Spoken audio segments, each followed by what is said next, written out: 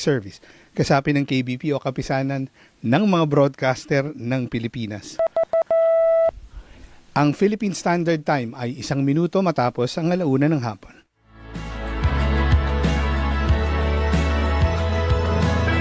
DZMM Balita Ngayon.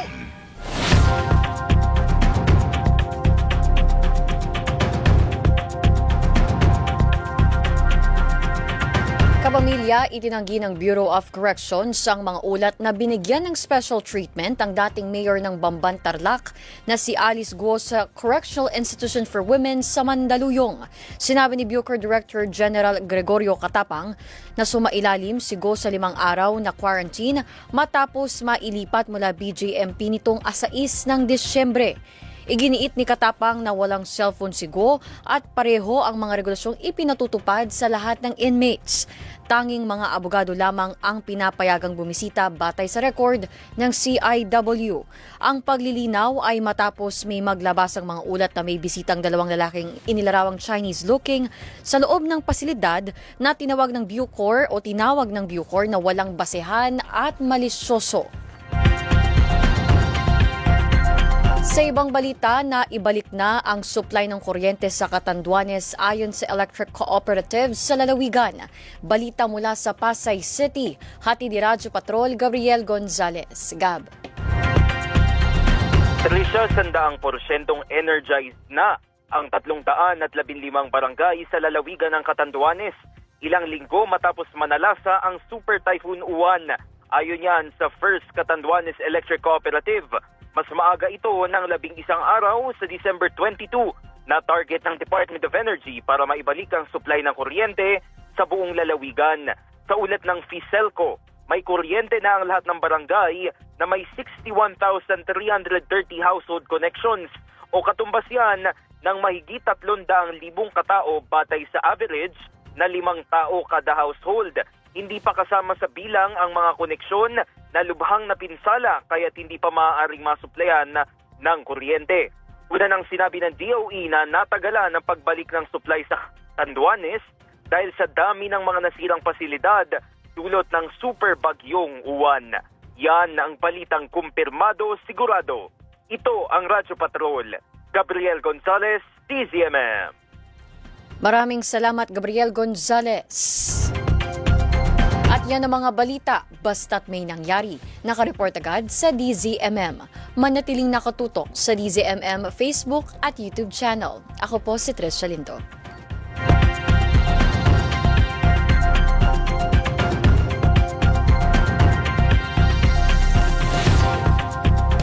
DZMM Balita Ngayon. Maging maalam sa batas at inyong mga karapatan. Maging marunong sa wastong katwiran at tunay na katarungan. Sasagutin ni Attorney Noel Del Prado ang inyong mga katanungang legal. Kasama si Liza Aquino sa Hello, Attorney! Hello, Attorney! Bukas na ang linya ng DZMM Radio Patrol sa Istrenta at DZMM Teleradyo. Hello, Attorney!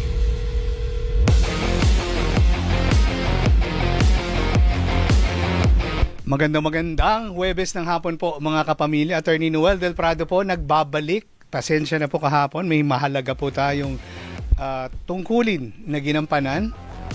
Pero tuloy-tuloy pa rin po ang buhay dito sa Hello Attorney. Naku po, 14 days before Christmas, December 11 po. Thursday, December 11, 2025. At ngayon naman po, ang aking napakagandang partner na si Liza Aquino naman po ang may mahalagang tungkulin bilang nanay. Pero tuloy-tuloy pa rin po ang ating talakayan at syempre tuloy-tuloy rin ang ating kumustahan. Lalo na po kayong lahat ng nakatutok sa radyo. DZMM Numero 1 sa aksyon. Inuna po namin kayo ngayon dahil lagi na lang po nating inuuna yung mga nakatutok sa Sky Cable at syempre sa iba't iba pang mga cable channels nationwide.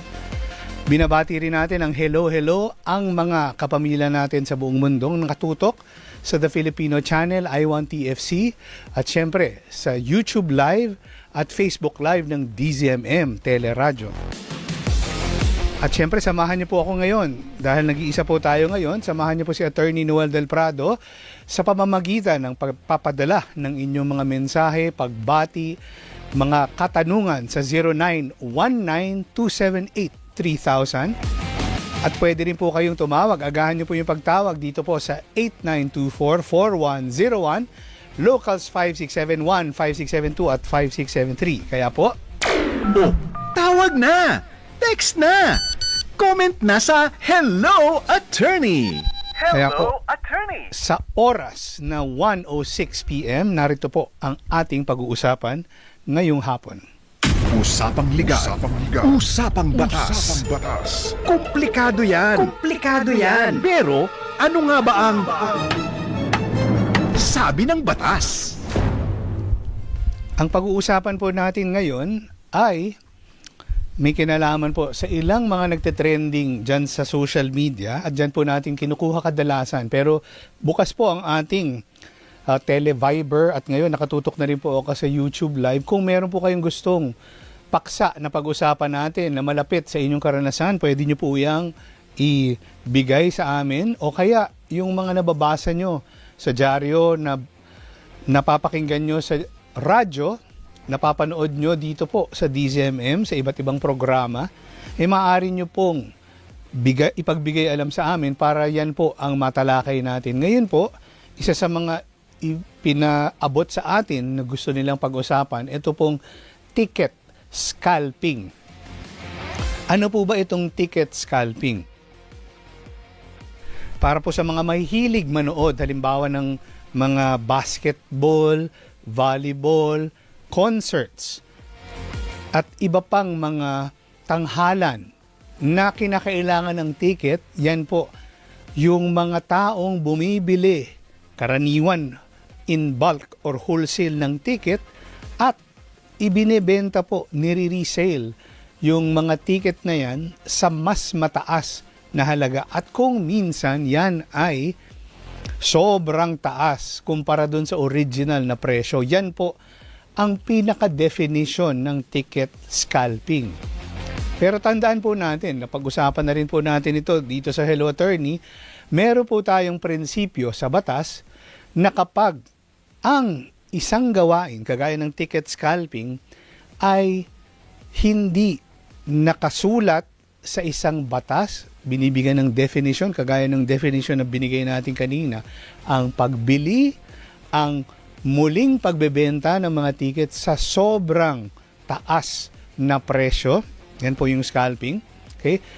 Number 1, definition kailangan nakapaloob sa batas. Number 2, pagpapataw ng parusa ay dapat nakatakda rin, nakasulat din yan sa batas. Sa ngayon po, sa ngayon, as of December 11, 2025, wala pa pong batas, or pag sinabi natin batas kasi, wala pang national law na nagbibigay ng definition at nagpapataw ng parusa sa ticket scalping. Pero sa batas din, may prinsipyo na halimbawa hindi pumapasok sa definition ng isang krimen, tinitignan po ano po ba yung mapatutunayan sa pamamagitan ng ebidensya, ano yung tinatawag na mga ginawa. At yan bang mga ginawa na yan ay mayroong epekto na nakasakit o nagdulot ng danyos na paggastos ang isang biktima. Yan, maaari nyo pong, maaaring pagbatayan ng tinatawag nating pananagutan sa batas, whether criminal, civil, or administrative. At yan, tatlong pananagutan na yan, tatlong liabilities na yan, criminal, civil, and administrative. Applicable po yan dito. Kasi sa ngayon po, hindi na lang ngayon, halimbawa dito sa Quezon City, may mga malalaking sports event na places. Halimbawa, ang Araneta Coliseum. O kaya sa Pasig, meron yung Ultra pa ba yung tawag? Or Philippine Sports Commission na arena. At alam ko sa Pasay, meron namang Cuneta, Astrodome. Lahat po yan, karaniwan sa paligid niyan. Bago magsimula ang isang concert, ang isang, basketball game or kung ano pa mang sport na talagang inaabangan ng mga tao, meron po yung mga nakaabang dyan sa labas na nagbebenta ng mga ticket. At sabi nga natin, dahil kumbaga, hindi ka nakapila na maaga, naubos. O kaya, ito, sinadya ng mga scalpers na yan, na ubusin yung ticket dun sa takilya at syempre, mapipilitan ka nang sa kanila bibili. At syempre, kung ikaw ay desperado, gustong-gusto mo talagang mapanood itong laro o concert o kung ano pa man yung gusto mong nakaraan, yung sex bomb, nagkaroon ng concert dyan sa Araneta. So, yung po bang mga nanood dyan, kayo po ba ay naging biktima ng mga scalpers? Para sa inyo po itong pinag-uusapan natin. Bagamat walang national law na nagde-define at nagpapunish dito sa ticket scalping na maituturing nating krimen, meron naman po tayong tinatawag na fallback. Bakit? Kasi kahit na yung ticket scalping hindi mismo binibigyan ng definition ng batas, marami pa tayong ibang pwedeng pagbatayan ng pananagutan ng mga nagbebenta ng sobrang mahal na ticket pagkatapos nila itong bilhin. At unang-una na dyan, okay, kailangan nating tingnan yung medyo lumang batas, RA 7394. Napag-usapan na rin po natin ito at ito po ay relevant. Ngayon, Pasko, lahat po tayo nasa shopping mode, nasa gift-giving mode. Kasi dito po, in general, pinarurusahan po ng Consumer Protection Act. Ayan po, naalala natin si Alvin L. Chico. Consumer Protection Act. Lahat po ng tinatawag na deceptive o mapanlinlang, unfair, hindi makatarungan, o kaya unconscionable practices. Ulitin po natin, deceptive, unfair, unconscionable practices. Pag sinabi natin practices, kasi Consumer Protection Act na pinag-uusapan natin, ibig sabihin may kinalaman sa negosyo. At alam natin yung pagbebenta ng ticket, whether yan ay face-to-face na pagbebenta or online, yan ay regulated ng ating Department of Trade and Industry. And therefore, sila ang pwedeng po ninyong pagsumbungan yan. So yan, DTI po ay National Government Agency. Pero bukod sa DTI, bukod sa enforcement ng Consumer Protection Act, meron pa rin kayong pwedeng tingnan sa inyo bang lugar. Halimbawa, naging halimbawa na natin dito sa Quezon City. Dito po sa Quezon City, meron tayong lokal na ordinansa na nagde-define ng ticket scalping at nagpaparusa sa ticket scalping. So, ibig sabihin, hindi lang yung mga ticket scalpers, hindi lang posibleng makasuhan under the Consumer Protection Act, pwede rin silang makasuhan under the local ordinance. So, check nyo po kung nasan po kayo, pwede po kayong mag-report din sa LGU ninyo. Pero bukod dyan, meron pa rin. Opo, hindi po natatapos dyan. Wait, there's more. Meron din po kasi tayong batas. Ito po, yung mas luma, yung Revised Penal Code, na kung saan, kahapon napag-usapan ito nila pahapyaw, nila Attorney Jojo Flamignano. Attorney Jojo, maraming salamat po ulit. Yung estafa, at pinag-usapan nila kahapon yung qualified theft. Pero sinasabi rin niya na medyo kamag-anak ito ng mga pagnanakaw. Pero sa batas talaga yung estafa ay krimen ng panloloko. At dito nga, at ito tinanong din ng ating isang caller nung Martes, di ba? Sinasabi niya, ano ba ang prescriptive period ng estafa? Okay?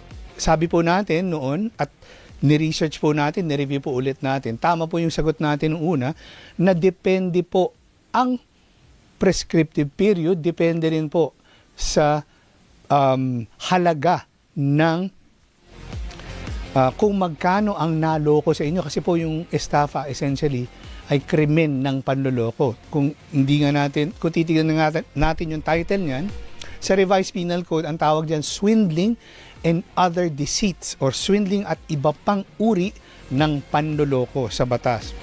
At dito, laging tinitingnan, may tatlong elemento. Tingnan natin kung ang ticket scalping ay merong tatlong elemento nito. Number 1, deceit or fraudulent act. Yan. So kung nagbebenta ka ng sobra-sobra, kasi kung tutuusin, kung mayroon ka lang maliit na margin, mayroon ka maliit na kita, hindi naman yan bawal.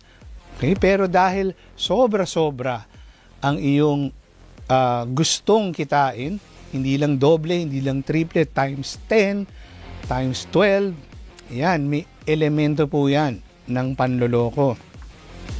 At syempre, ang pangalawang element niyan ay resulting damage. Kasi kung ikaw nga yung gustong makanood ng BINI concert pero wala kang nabili, mapipilitan kang pumunta dun sa gate, mag-aabang ng bubulong sa'yo or kakalabit sa'yo dun. Meron ako dito, okay, ringside. Okay? O kaya doon na sa pinakamalapit, halos mahahawakan mo na sila. At syempre, dahil ikaw ay fangirling, fanboying, maglalabas ka, nagpunta ka doon, handa ka magbayad ng malaki dahil hindi ka nakabili either online or sa ticket booth. Yun po yung pangalawang elemento, yung damage doon sa tao na sobra-sobrang nalugi. At ang ikatlong elemento ay yung direct causal relationship. Ano pong ibig sabihin? Yung panloloko at yung damage, yung nagbayad ka ng times 12, times 10, or mas malaki pa, yan. Dapat merong direktang connection. In fact, sabi ng batas, direct cause. Ibig sabihin, yung panloloko sa yung pagbebenta ng sobrang mahal, kaya ka napilitang maglabas ng mas malaki o sobrang laking pera. So, ibig sabihin, dito po, bagamat hindi siya pinapangalanan bilang ticket scalping ng Revised Penal Code, pwede ka pa rin ma-prosecute. Ikaw na ticket scalper, sana nakikinig ka rin, pwede kang makasuhan under the Revised Penal Code. Wait, there's more. Meron pa po. Kasi tandaan natin, nabanggit natin kanina, nagbebenta ka face-to-face. Pwede kang makasuhan, Consumer Protection Act, violation. Pwede ka rin makasuhan under the Revised Penal Code. Pero may isa pang batas. Dahil minsan ang pagbebenta, at ito nakakita na ako ng actual na pagbebenta ng ticket online. Okay? Online, pero kasi yung iba, or kaya kailangan lagi tayo mag-ingat, peke ang ibinibenta online. Tandaan po natin, ang bilis na ngayon, ang dami ng magagaling. Yung mga advance na po yung technology natin sa pagkopya ng ticket, o kaya yung pag-print, hindi mo nga, kumbaga, hindi mo maaakalain na ito ay peke sapagkat mukhang totoo kasi may iba, may QR code, may barcode, nakaraniwan yan yung mga security features ng mga ticket na binibenta para sa mga mamahaling concert, mamahaling games at kung iba't iba pang kailangan mong bumili para makapasok. At dito po, sinasabi natin, kapag ang panloloko, ginamitan mo ng digital means o idinaan mo sa halimbawa social media platform, yan, pwede kang makasuhan din sa Anti-Cybercrime Prevention Act. So yan, at depende pa rin po sa detalye ng panloloko sa inyo, baka hindi papasok dito pero may iba pang pwedeng magamit na batas. Pero kung tutuusin, wala pong lusot yung mga nag-i-engage in ticket scalping, may kalalagyan po sila sa batas. Pero kailangan pa rin ng tulong ninyo na unang-una, wag sana tayong maging biktima.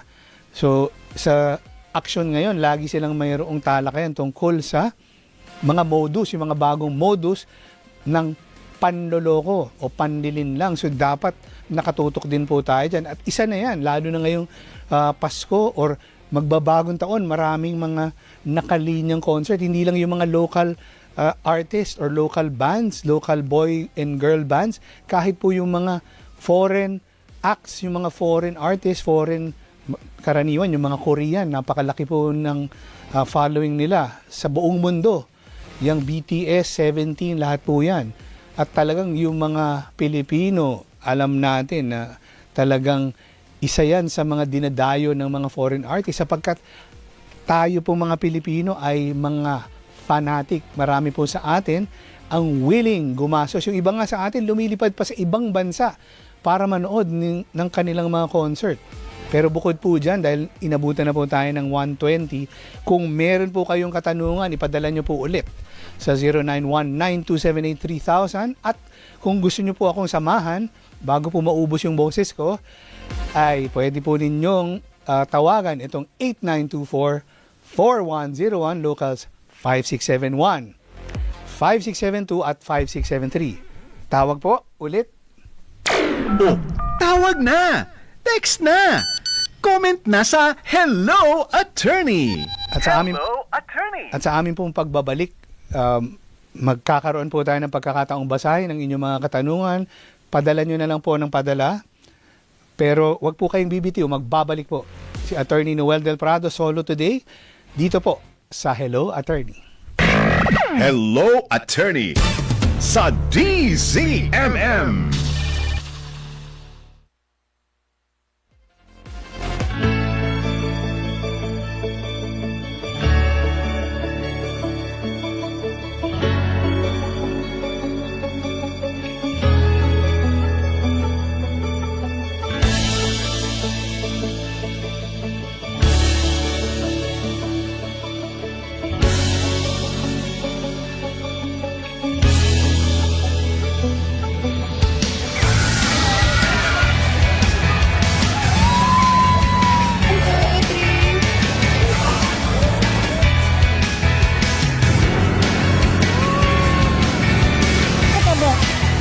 Sige, pwede na.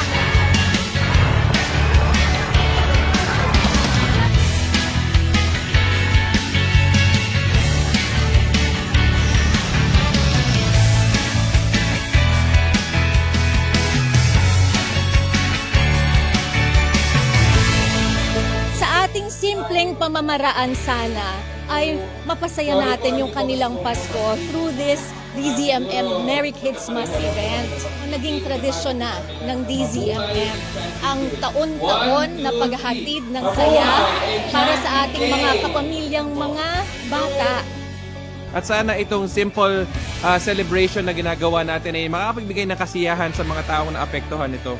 So hindi man ito nakapagpalit ng mga material na bagay na nawawala, sana naman po ay ito mga ang nagagawa natin sa EK at DZMM ay nagbibigay ng magical memories na talagang mababaon nila sa paglaki nila.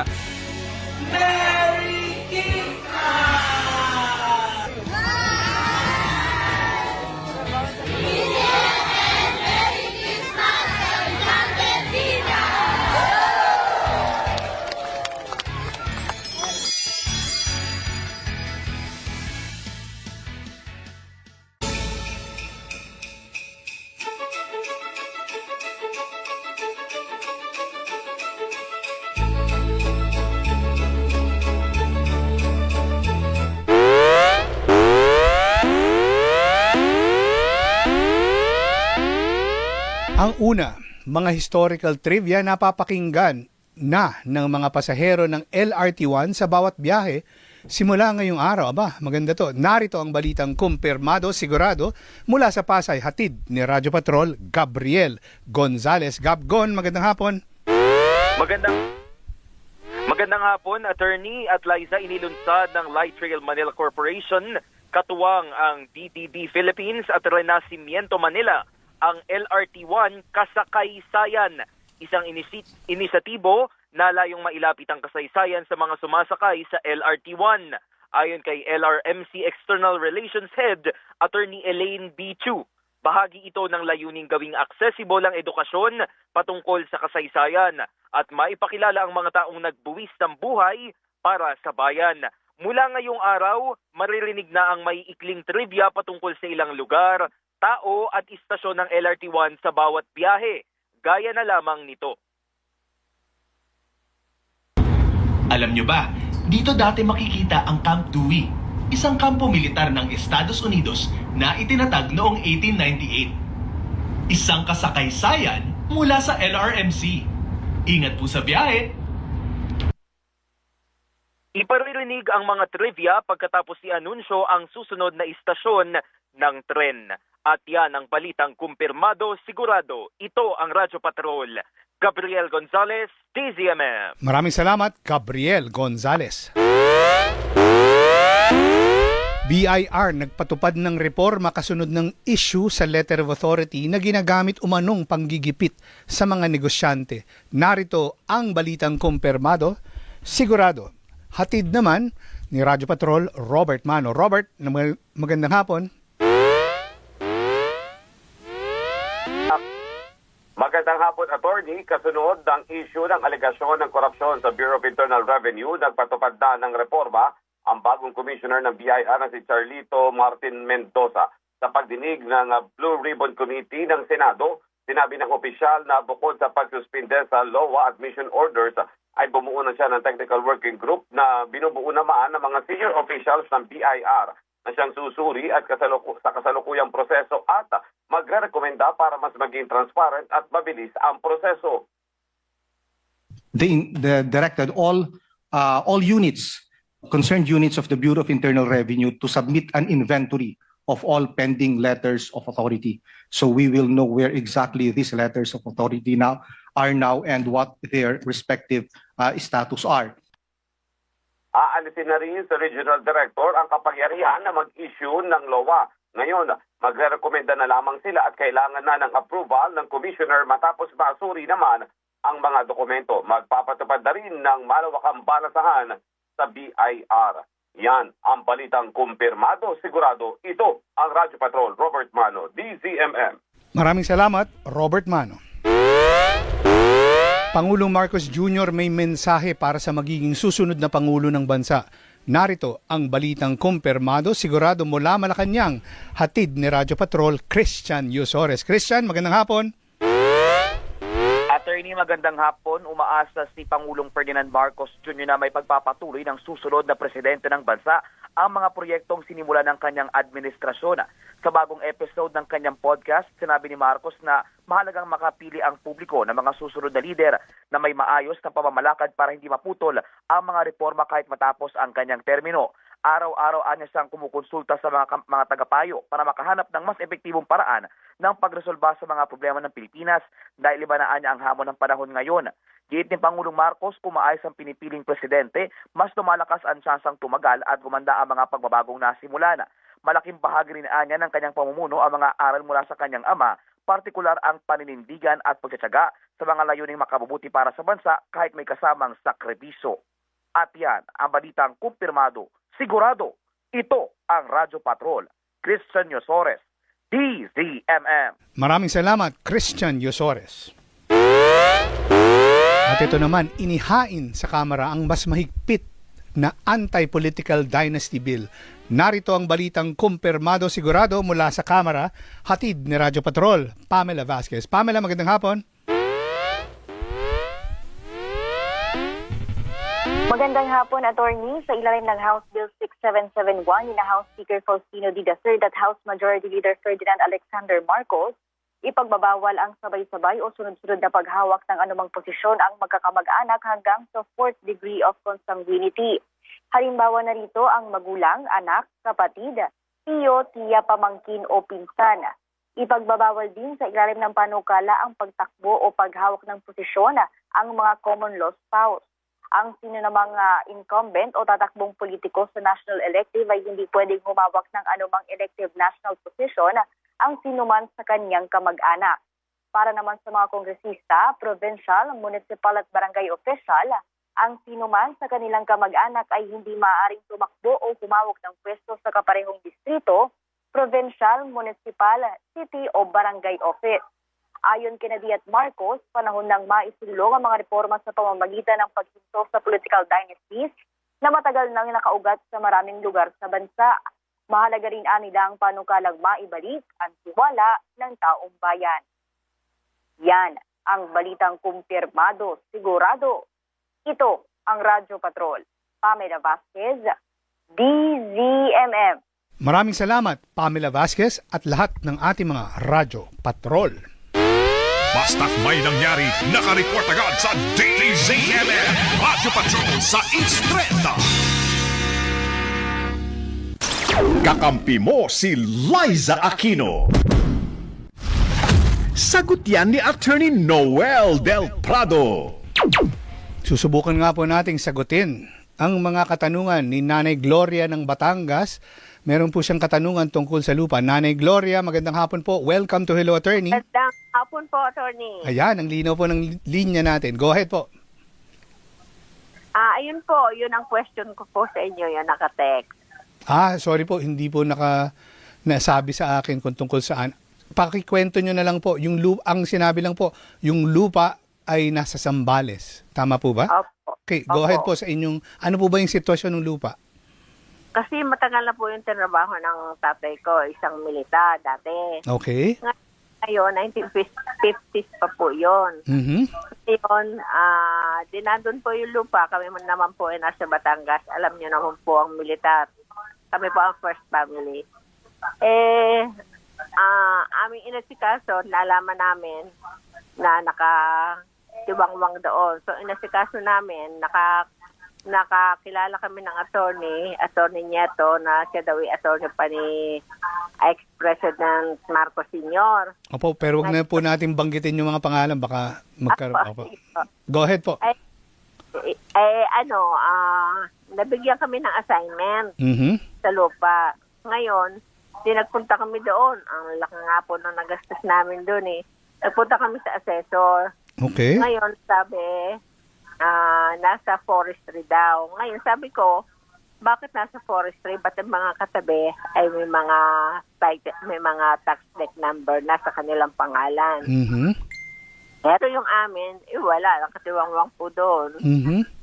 Paano po ba ang gagawin kaya namin ito? Okay. So, sinabi nyo po, matagal nyo nang inaasikaso at matagal Opo. na ninyong inaayos yung mga papeles. Pero sinabi nyo rin kasi na nagbigyan kayo ng grant.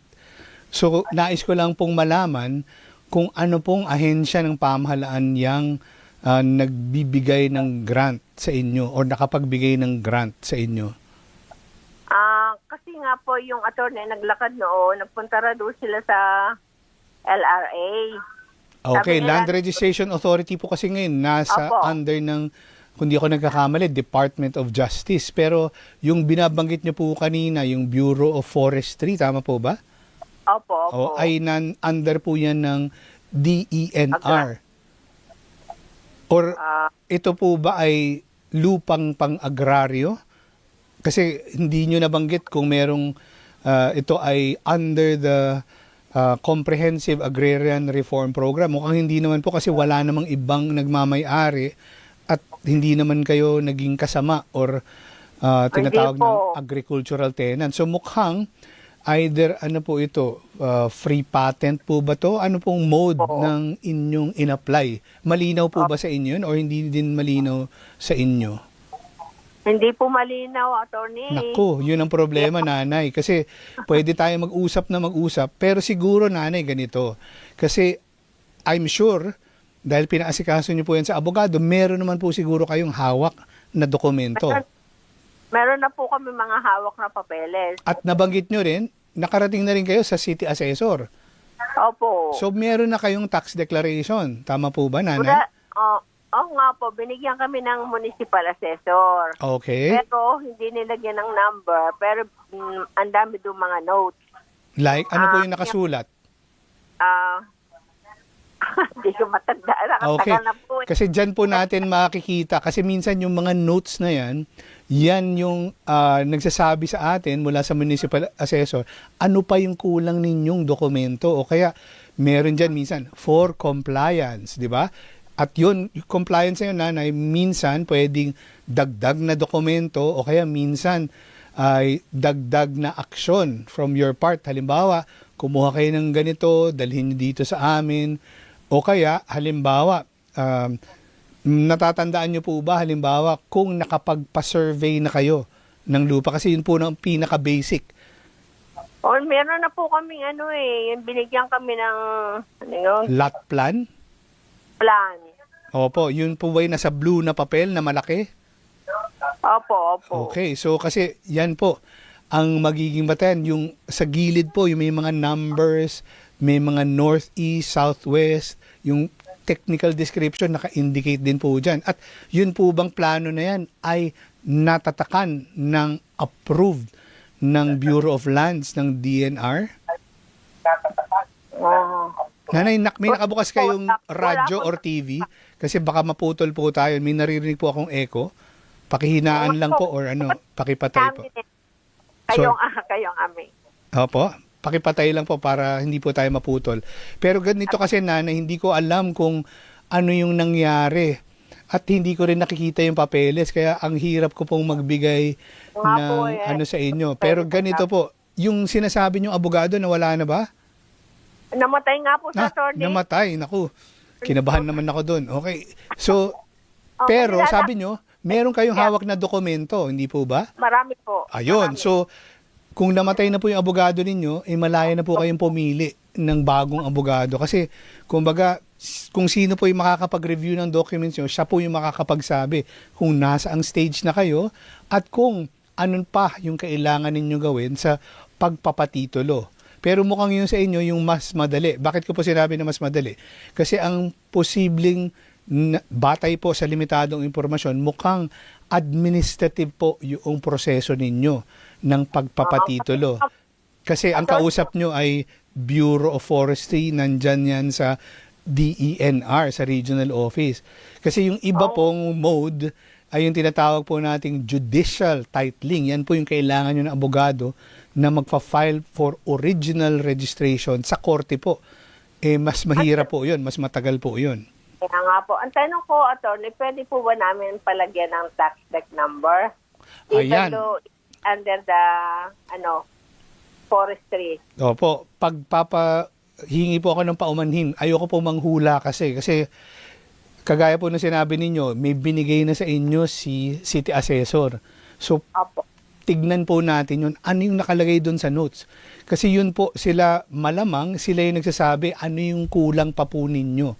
Kasi the fact na hindi pa po nilagyan niya ng number, ibig sabihin meron pa po silang hinihingi sa inyong karagdagang impormasyon bago po kayo mabigyan or yung mismong tax declaration ninyo ay ma-assign na ng number. Kasi po dyan sa lokal na pamahalaan, ina-assign po yan. At yan po, pag in-assign yung tax declaration na yan, yan na po yung, kumbaga, reference number or yung code para sa particular na parsela. Mm-hmm. Binigyan nga po kami ng tax deck, pero hindi nilagyan ng number. Opo.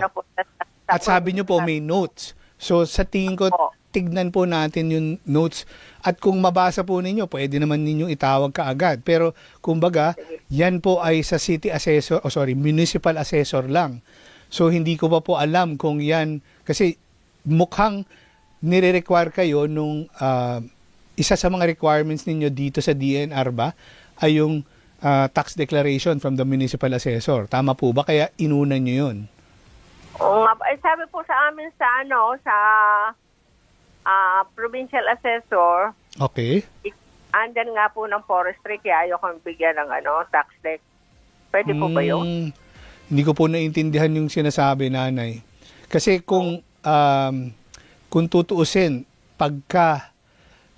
kasi pag sinabing under Bureau of Forestry, nanay, ang isa sa na kinukutuban ako, yun po bang lupa na yan ay sloping? Ibig sabihin matarik? Not so, attorney. Hindi masyado. Opo, pero kasi minsan, kagaya po ngayon, ulan ng ulan, yun pong pagkatarik na minsan, humuhulas yung lupa o kaya nag-i-erode. So, hindi po natin pwedeng pagbatayan yung aktual na itsura ng lupa. Kasi po, sa batas po, ang controlling, or ibig sabihin, ang nasusunod, ay yung kung ano yung classification ng lupa na yan by the DNR. So, yun ang baka. Hindi ko po alam, kasi hindi ko pa po nakikita yung dokumento. Isa po kasi sa dahilan kung bakit hindi kayo bibigyan ng titulo, ay forest land po ang inyong ina-applyan ng titulo. Kasi pag forest land po yan, hindi po yan, ang tawag po ng batas, hindi yan alienable and disposable. Ibig pong sabihin kasi, ang alienable and disposable lamang po sa batas ay agricultural land. Pero yan naman po, dahil kayo yung nakapwesto dyan, pwede nyo ring hilingin sa DNR, pero ito po, hiwalay na proseso na i-reclassify po yung lupa na yan into agricultural land. Kasi pag ni-reclassify na po yan bilang agricultural land, alienable and disposable na po yan. And therefore, pwede na po kayong mag-apply ng titulo para dyan bilang current na possessor. Kayo yung nakaposisyon, nanay. Okay po ba yon, nanay? Okay po. Opo, pag may dagdag na po informasyon, tawag lang po ulit para mas eksakto po yung masasabi natin sa inyo. Okay po, nanay? Sige po, attorney. Thank you very much po. Maraming salamat din po. Tawag lang po ulit, Nanay Gloria ng Batangas.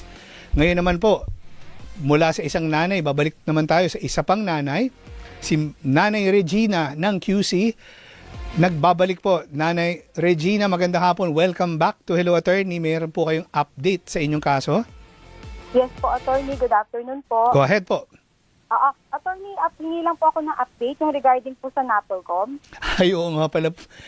Hindi ko pa rin po natatawagan si Commissioner Ralph Calini. Pero Nanay Regina, yun Yes nga pala nakalimutan kong tanungin. Pakiiwan nyo po yung case number para mas madali po tayong, kasi ang alam ko lang po, kilala ko lang po kayo bilang Nanay Regina ng Yes Quezon po. City. Naibigay Yes nyo na po ba sa amin yung case number? Yes po, attorney, na-forward Hindi lang po yung, nabigay sa akin. lahat pong details na Pati yung kailangan title niyo po. ng kaso kung sino yung complainant at sino yung nirereklamo? Tama po. Yung title po ng kaso, parang pati complainant wala po. Yung personal ko lang pong details, i-forward ko po, attorney. Pa-forward po din po nung, Yes kahit po. picture lang po nung, kumbaga yung front page kasi makikita ko po Okay po. doon yung case number and yung case title. Sige Okay po, po. attorney. Naku, Attorney, Ma'am Regina. maraming salamat. Pangako po, bago magbagong Yes po. taon, babayaran ko po yung utang ko sa inyo. Pasensya na. Thank Ayaw po you natin. very much po. Okay, salamat God po. bless po. Ayan, nanay, paalala lang, sa Viber nyo po ipadala yung picture para Yes po. wala daw po kasi tayong na-receive sa Viber. Salamat po, Okay nanay. po. Sige po, thank you po. Ayan, salamat po.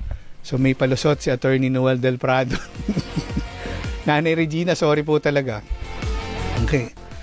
At sa oras po na 1:42 ng hapon, magbibigay daan po tayo sa ilang mahalagang paalala pero magbabalik pa rin po si Attorney Noel Del Prado para sa iba pang mga katanungan. Dami na ninyo nagpo-post dito sa YouTube Live. Maraming salamat po. Magbabalik pa rin po si Attorney Noel Del Prado sa Hello Attorney sa DZMM.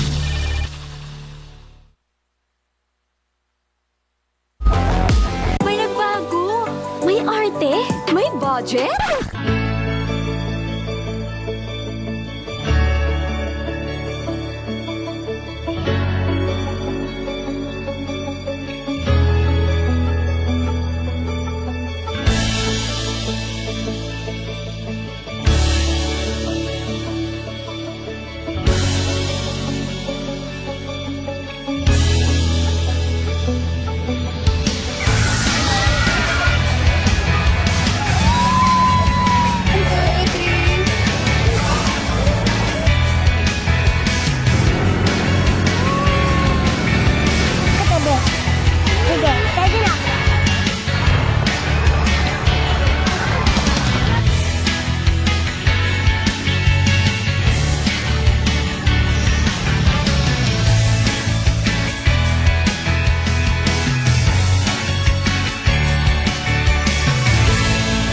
Sa ating simpleng pamamaraan sana ay mapasaya natin yung kanilang Pasko through this DZMM Merry Kids Mas event.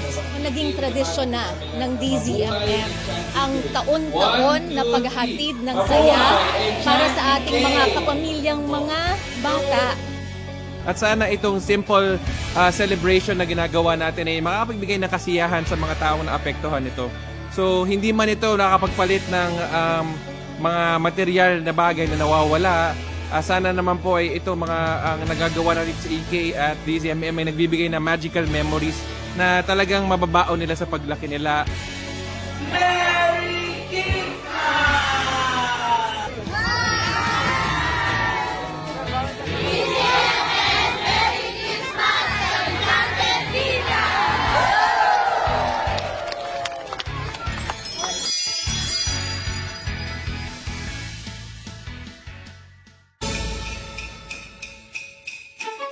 standard time ay 1:45 ng hapon.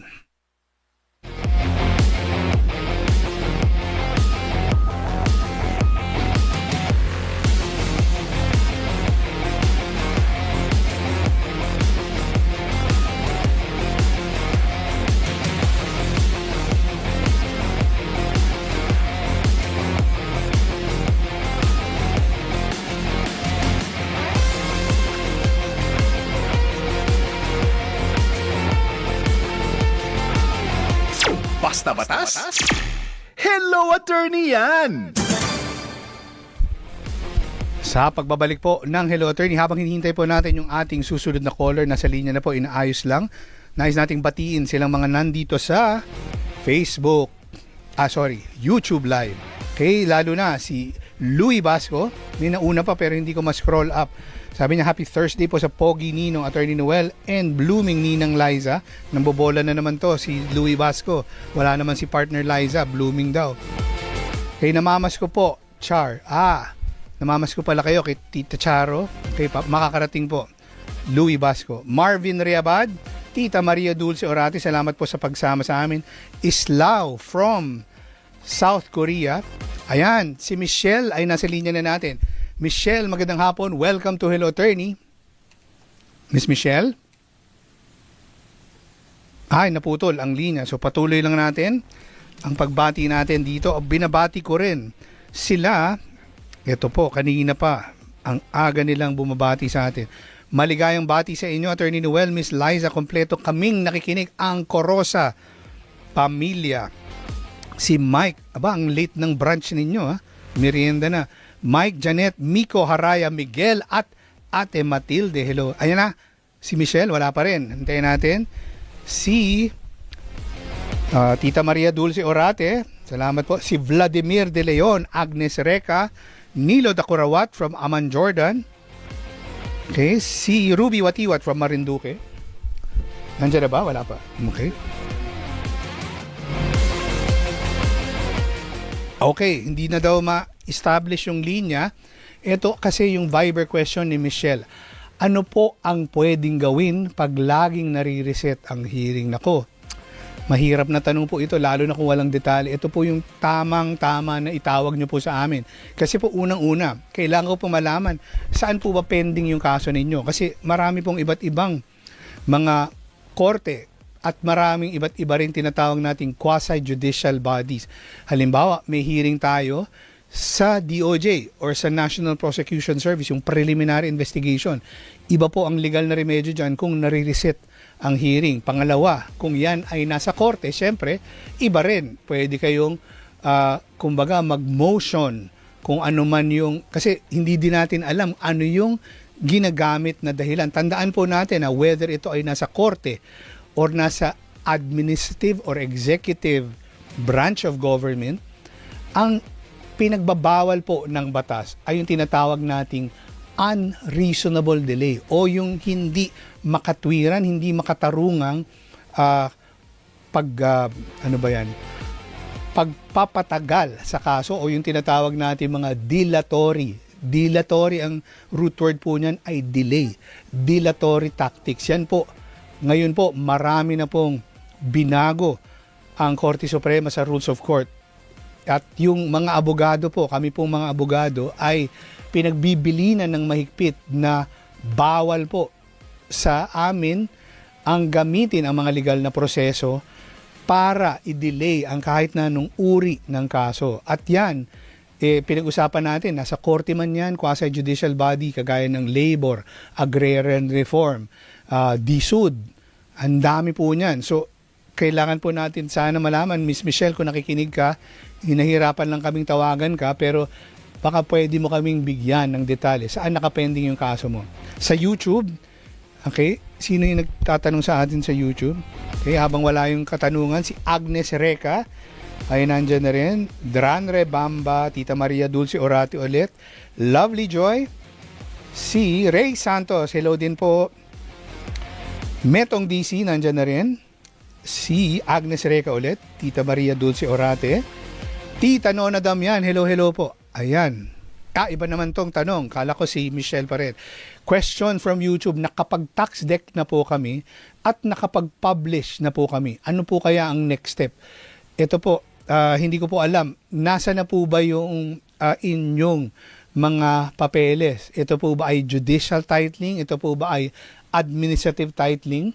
Para malaman po natin kung anong susunod na step. At ito pong mga ganito. Kasi dito po, dahil kulang ang impormasyon, manghuhula lang po si Attorney Noel Del Prado. Hindi po tayo kagaya ni Tita Stargazer, hindi ko po kayang hulaan lahat yan.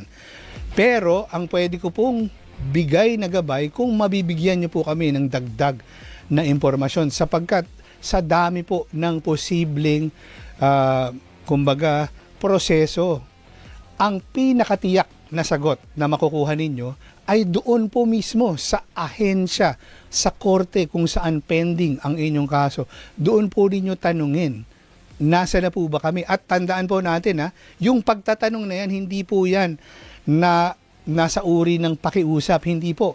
Bilang kawani ng pamahalaan, tungkulin po ng bawat ahensya ng pamahalaan, bawat kawani at opisyal ng gobyerno, ibigay po sa inyo lahat ng mga impormasyon. At tandaan po natin, meron po tayong Ease of Doing Business and Efficient Delivery of Government Services Act na meron po yung 3, 7, and 20 days na kung simple ang inyong transaction, 3 days lang po yan. Pag complex, 7 days lang po yan. At pag highly technical, 20 days na po dapat ang pinakamatagal. Pero yan pong 3, 7, and 20, nagsisimula lang pong tumakbo yung metro kapag kompleto po ang inyong mga requirements at dokumento. Ito, bagong tanong. Okay? Ang mga sari-sari store ba ay dapat sumunod sa price freeze? Napakaganda tanong. Hindi ba para lang sa grocery ang polisiyang ito? Wala kasing tubo na ang tindahan kung susunod sila. Tama po ito.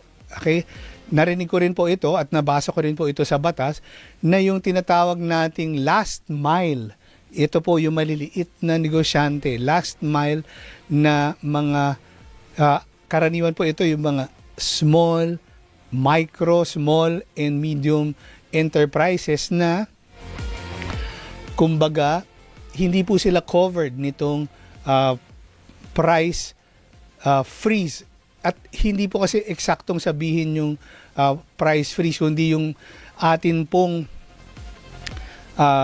provisions ng, kasi po tandaan po natin ang ating presidente nagkaroon ng deklarasyon. 1 taon po ang ating state of calamity. At kapag kahit po dati localize ang declaration ng state of calamity, tama po itong price freeze. Pero dito po sa price freeze kasi, ang pinag-uusapan po dito yung mga basic commodities at prime commodities. So kailangan din po natin ano po ba yung mga yan ay kumbaga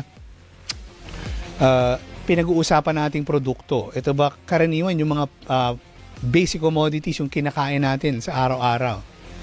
Ayan po. So pasensya na po, kaya po mahirap pagka tinetext nyo lang yung tanong. Mas maganda po sana na makatawag kayo dito para mas, syempre, mas madali din po kung hindi po laging si Attorney Noel Del Prado ang nagsasalita. Baka nadadaldalan na po kayo. Gusto ko nang higitin, si Doc Dennis, nakikita ko na kanina pa ang aga-aga dito. Pero syempre, royalty po yan, hindi nyo yan pwedeng utusan. Pwede lang tayong magbow at makiusap. Yan. So, meron pa ba tayong mga questions? Si Estrella Garcia, hello po. Sabi dito, si Roberto Monico Ignacio. Pakibati naman po yung suking van driver ko, si Ruel Ventura, kasi mag-discharge siya sa ospital sa Baguio City pagkatapos bumangga siya sa sasakyan sa Cannon Road. Aba, meron pang radyo patrol report dito. Si Robert Monico Ignacio. Si Day, attorney, ito pala yung kanina nagtanong, yung may tax deck na daw siya. Okay. Marvin Riabad, hello po from North Caloocan. Tita Lina ho, Ruby Watiwat ulit. Tita Nona Damian ulit. Errol sa floor from South Korea, kaklase to ni Islao. Henry Batara, hello po. Zach Tolentino from Austria din. Hello. Nabati na po namin kayo kanina. Si Bunso, H81, ay nandyan na rin. Sergeant Putik, hello po. Parang may sakit. Ano yun? Hindi ko naintindihan. Okay, Amadeus Andre Perez. Sabi ni salamat po. Sabi niya, hello po attorney, kahit mag-isa lang po kayo, sasamahan po kami. Sasamahan ka po namin sa mga law lessons po ninyo. Salamat naman po. Okay, Sergeant Putik ulit, sabi niya, dito sa Davao, region 150 to 200 ang increase per sack of rice. Wow! So bumili na lang po tayo doon sa ating mga pinagkakatiwalaan. Okay, si Ligaya Ching Tan, hello din po. Bunso, hello. Ito pa, may isa pa. meron pa naman tayo oras. Ano po ang kailangan para ipalipat ang pangalan ng tax deck sa lupa na nailipat na ang titulo? Okay. So, ina-assume ko po, ito po yung facts natin. Meron na kayong titulo. Okay? So, yung titulo na yan, dadalhin nyo po either sa municipal assessor, kagaya sa caller natin kanina, or sa city assessor. Sapagkat ang atin pong mga city at municipal assessors, ang otorisado po sila na magpalit ng pangalan ng mga tax declaration kung meron silang pagbabatayan na public document. Alam po natin na ang public document na land title, yan po ang best evidence or best proof of ownership. Yan po yung pinakamatibay na ebidensya na tayo ang nagmamay-ari ng lupang sinasabi nating atin. Kasi pwede mo i-claim yan kung ikaw ay matagal nang nakaposisyon dyan. Siyempre, kung walang may unang nakapagpatitulo sa iyo. Pero, tandaan natin na yung tax declaration, sabi nga natin, bukod doon sa mismong titulo, siyempre may hihingin pa sa inyo na iba pa. Kasi kagaya niyan, ang nakarehistro sa municipal or city assessor yung dati pang may-ari, baka yung seller ninyo. So, pwede rin nilang hingin yung na-submit nyo na rin sa Register of Deeds, yung deed of sale. So, yan yung karaniwan. At syempre, yung mga valid proof of identity, karaniwan, yan po yung mga government IDs. Okay po, dahil 1:57 na po, nais ko po sanang batiin yung matagal ko ng mga hindi nababati. Nabati ko na po sila lahat dito sa YouTube Live. At nais ko pong batiin, meron akong bagong nalaman. Si Nanay Alicia Cordova Santos, 93 years old. Lagi daw po nakatutok sa atin. Salamat po, Nanay. Mabait po yung anak ninyo. Katrabaho ko po. Okay. Si Carmela Sanchez Ariola po of Miriam College. Lagi din nakatutok during her break. At syempre, nais nating batiin. May kaunting oras pa tayo. Si Sir Aying at Ma'am Marlene Acosar. Mami Marilo Del Prado, nag-alala siya, hindi niya ako nakita dito kahapon. Hello po, buhay pa po ang inyong anak. Mami Marina Odulo, Mami Lorna Obilio, Mami Duli Acosar, Mami Perlita Jabrica, Mami Melin Havillonar, Mami Elsie Daddy Boy, Attorney Carlo Kalingasan, Ate Elvi Olet at Coring Pintes, Ate Baby Kuya Ferdy Alec at Grace Marquez, Lily at Engineer Ian Linchanco, Miss Ana Miguel, Ted at Nati Jimenez, Dr. Ruben Bulan, Director Ed Jansuy ng Ombudsman, Miss Teresa Alianza, hello po. Tita Maria Dulce Orate, Tita Nona Damian, binabati niya yung kanyang mga Happy Night group sa ating YouTube Live. Tita Lina Ho, Tita Sol Malyari, Ann Emerald Penny, Chari at Romel Patron, Ferdy at Cecil Jimenez, David Anneli Di Castro, Sir Mario Mendoza, Luigi at Jack Nunez, Attorney Bonnie Grenada, Attorney Roland Ruga, Sir Mario Mendoza, Attorney Arnel. Magkalas dyan po muna dahil wala na po tayong oras. Dahil 1 minuto na lang, nandito na po si Doc Dennis Ngo at Tita Winnie Cordero sa DZMM Aksyon ngayon. So hanggang bukas po, ang tambalang Liza Aquino, Attorney Noel Del Prado, magbabalik po dito sa Hello Attorney. Ituloy po natin ang ating pag-aaral, ituloy po natin ang ating talakayan dahil dito po sa Hello Attorney, hatid po namin lagi ang mga batas na madaling maunawaan at syempre, nagpapaalala po kami lagi na huwag kayong mag-alala. Magtanong lamang at manigurado dahil dito po sa Hello Attorney, sagot ka ng batas. At ayan po, nagpapaalam na po tayo hanggang bukas. Ingat po tayo. Magdala po ng payong dahil ulan po ng ulan. Okay, bukas po muli, magbabalik ang Hello Attorney. Hello Attorney sa DZMM. DZMM Radyo Patrol 630 nagbabalita, naglilingkod saan man sa buong mundo. DZMM Radyo Patrol 630 tapat at totoo, naglilingkod sa'yo.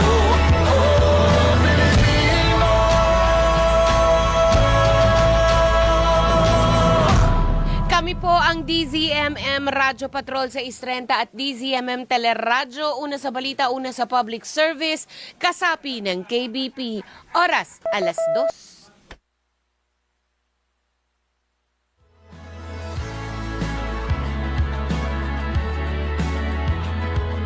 DZMM Balita Ngayon.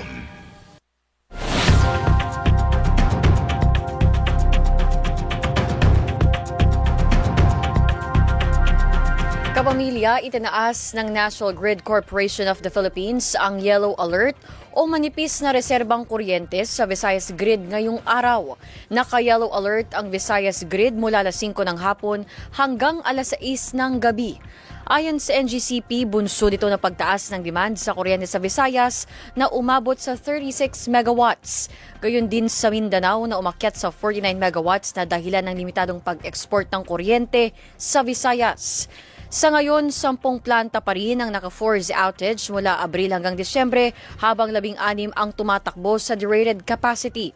Kabuang 482.41 megawatts ang unavailable sa Visayas Grid.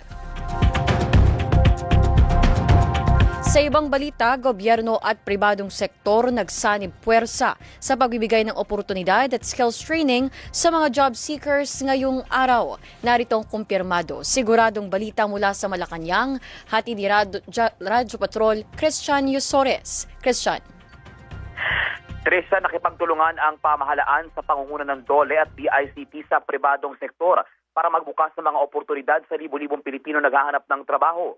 Dinaluhan ni Pangulong Ferdinand Marcos Jr. ang job fair at skills e-hub event sa isang mall sa Pasay City na isinabay sa ika-72 anibersaryo ng DOLE bilang bahagi ng pangako ng pamahalaan na palakasin ang public-private partnership at papalawak ang access sa trabaho at maitaguyod ang digital at upskilling sa buong bansa. Tampok sa aktibidad ang job matching at learning sessions kaugnay ng artificial intelligence para mabigyan ng skills ang mga job seekers na makatugon sa mabilis at nagbabagong workforce. Mayroon ding one-stop shop para sa government services, gaya ng pagkuha ng mga ID at iba pang pre-employment documents. Sa datos ng DOLE, mahigit 16,000 job vacancies ang binuksan sa job fair ngayong araw na idinadaos din sa 9 na iba pang job fair sites sa buong bansa. Samantala, may halos 7,000 ring benepisyaryo ng programang Tulong Panghanap Buhay sa ating disadvantaged o displaced workers o TUPAD ang dumalo sa aktibidad na magtatrabaho sa kanilang mga komunidad ng 10 araw at makatatanggap ng sahod na katumbas ng itinakdang pasweldo sa kanilang mga rehiyon.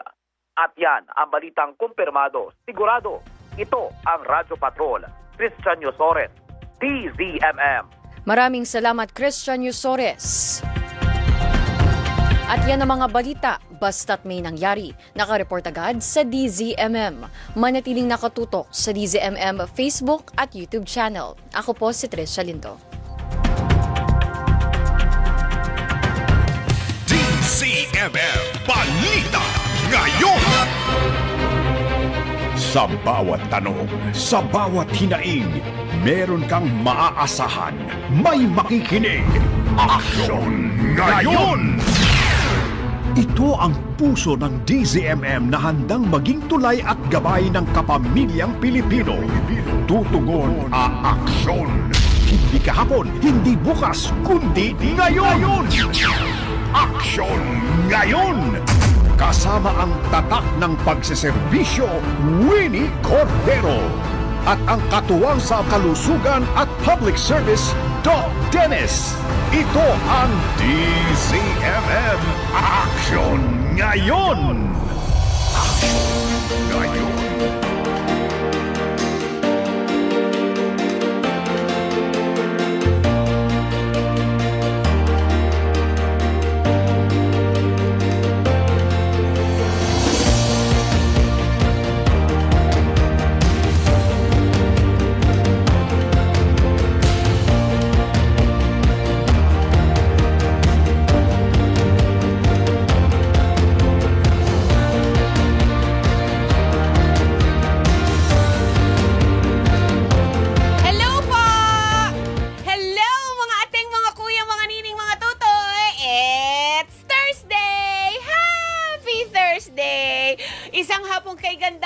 Luzon, Visayas at Mindanao. Narito na po ang programa Ang Tambalang Handang Umaksyon. Umagapay sa inyo. Hindi mamaya, hindi bukas, kundi ngayon na. Ako po ang inyong lingkod, ang nag-iisang Tita Winnie Cordero, ang dalaginding ng teleradyo. Magandang hapon mga kapamilya. Ito ang programang DZMM Action ngayon na maghahatid ng isang oras ng iba't ibang kwento ng pag-asa at pagkakaisa. Mga kwento ng buhay na magbibigay aral at inspirasyon. Ako si Doc Dennis, ang inyong katuwang sa paghahanap ng solusyon at ito ang Aksyon Ngayon. Puro tayo infra, Doc. Yes! Okay. Walang nawawala ngayon, Tita Winnie. Kaloka. Nawawala mga serbisyo. Meron tayong poste, tapos meron tayong baha. Basura. Yan. Pero syempre, meron tayong klinika sa Istrenta. Ano ba ngayon? Yes. Mabilis hingalin. Yun. Mabilis hingalin. Hika ba ito? Ay, teka. Pagka daw may tama sa puso o kaya tama sa baga, hinihingal din. Pwede. Lahat ng binanggit mo, pwede. So, ang hingal, hindi eksklusibo sa baga. Siya. Mamaya po yan ang tatalakayin natin sa klinika sa Istrenta. Isip na po kayo ng inyong mga katanungan. Madali ba kayong hingalin? Konting lakad lamang, hinihingal na kayo? Kinakapos na kayo sa paghinga?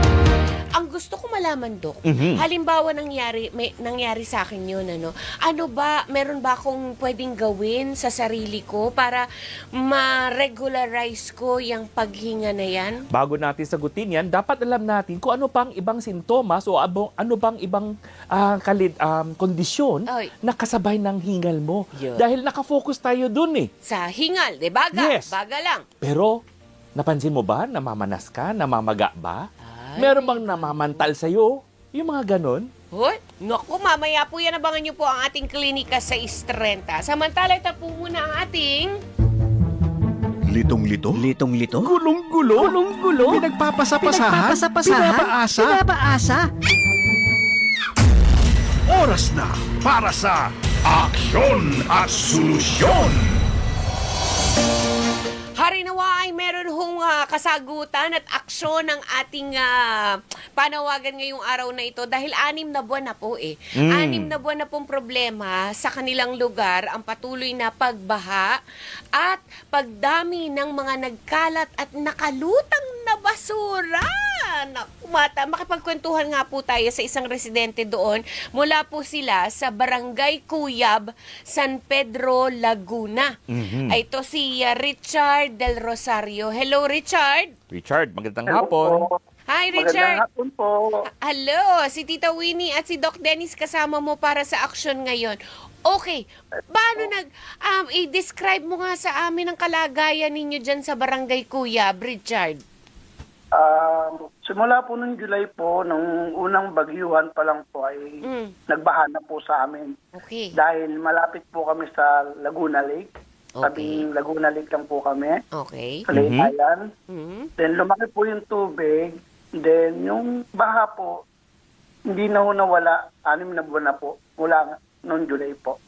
Naku, ibig sabihin, hindi dumadaloy ang tubig palabas ng lawa. Ganun ba? Opo, parang ganun na po, na-stuck na po. Oo, at anong sabi ng barangay captain kaya naipagbigay, alam nyo na ba ito kay Mayor? Bali, actually, na naman po kami, sanay na po kami dahil halos yearly naman pong nagbabaha talaga sa tabing dagat, tabing lawa dahil po sa malapit nga po kami sa Laguna Lake. Sanay na po ang mga residente para po sa pagbaha. Bakit may mga basura na dyan, Richard? Bali, ganun sino nga nagtatambak po, dyan? Sino nagtatapon? Oo nga po, yun po ang panawagan ng mga residente dahil po yung mga basura po namin o basura ng mga residente ay hindi na po nahahakot. Kaya po, siguro yung iba, doon na lang po na ilalagay sa baha hanggang sa inaanod na po ng baha, hanggang sa kumakalat na po sa buong baha na po, baho na rin po. Di lalong mag-iipon ng tubig, hindi walang flow. Itong mga katanungan ko naman sa iyo, Richard. Number 1, bago bumagyo nitong July, yung sabi mo nung unang bagyo nitong taong ito, ganyan pa rin ba ang sitwasyon? Ganyan pa rin ba ang tubig sa inyong lugar? Wala naman po tubig, wala pa naman pong baha nung bago magbagyuhan. Ay, wala. Wala pa So, naman. Opo. ibig sabihin, nakikita ang kalsada bago Yes po, mag-July. tama po. Okay. Number 2, bakit hindi kaya makuha ang mga basura? Ito bang lugar na ito, may mapupuntahan na walang tubig o wala talaga? Saan naman po, yung naman po kasi namin, yung looban po kasi namin is parang masikip din po, kaya hirap din po pumasok yung truck ng basura. Oo, totoo. Yun nga yung concern ko. Baka kailangan na kayo mismo ang maglabas sa main road para makuha ang mga basura nyo. Pwede ba? Ginagawa ba iyon? Posible ba yun? Opo, may gumagawa rin naman po mga residenteng ganon. Kaso nga lang po, nung magbaha na nga po, hindi na ho nailabas ng mga residente hanggang sa kumalat na nga po sa baha. Dahil nung panahon na may nakakapasok naman po na truck, kaso yung maliit na truck lang po ng barangay po namin. May sarili po namang truck ang barangay namin. Kaso po, nung netong magbaha na po, yun na nga po yung huli namin hindi na ho nahakot kasi nga po dahil baha na ho, hindi naman po nalilinis yung basura na sa baha po. Oo. Pero Richard, may basura na, may tubig na. Tapos yung mga residente doon, nagdadagdag pa rin ng basura? Sila pa rin tuloy-tuloy ng pagtapon?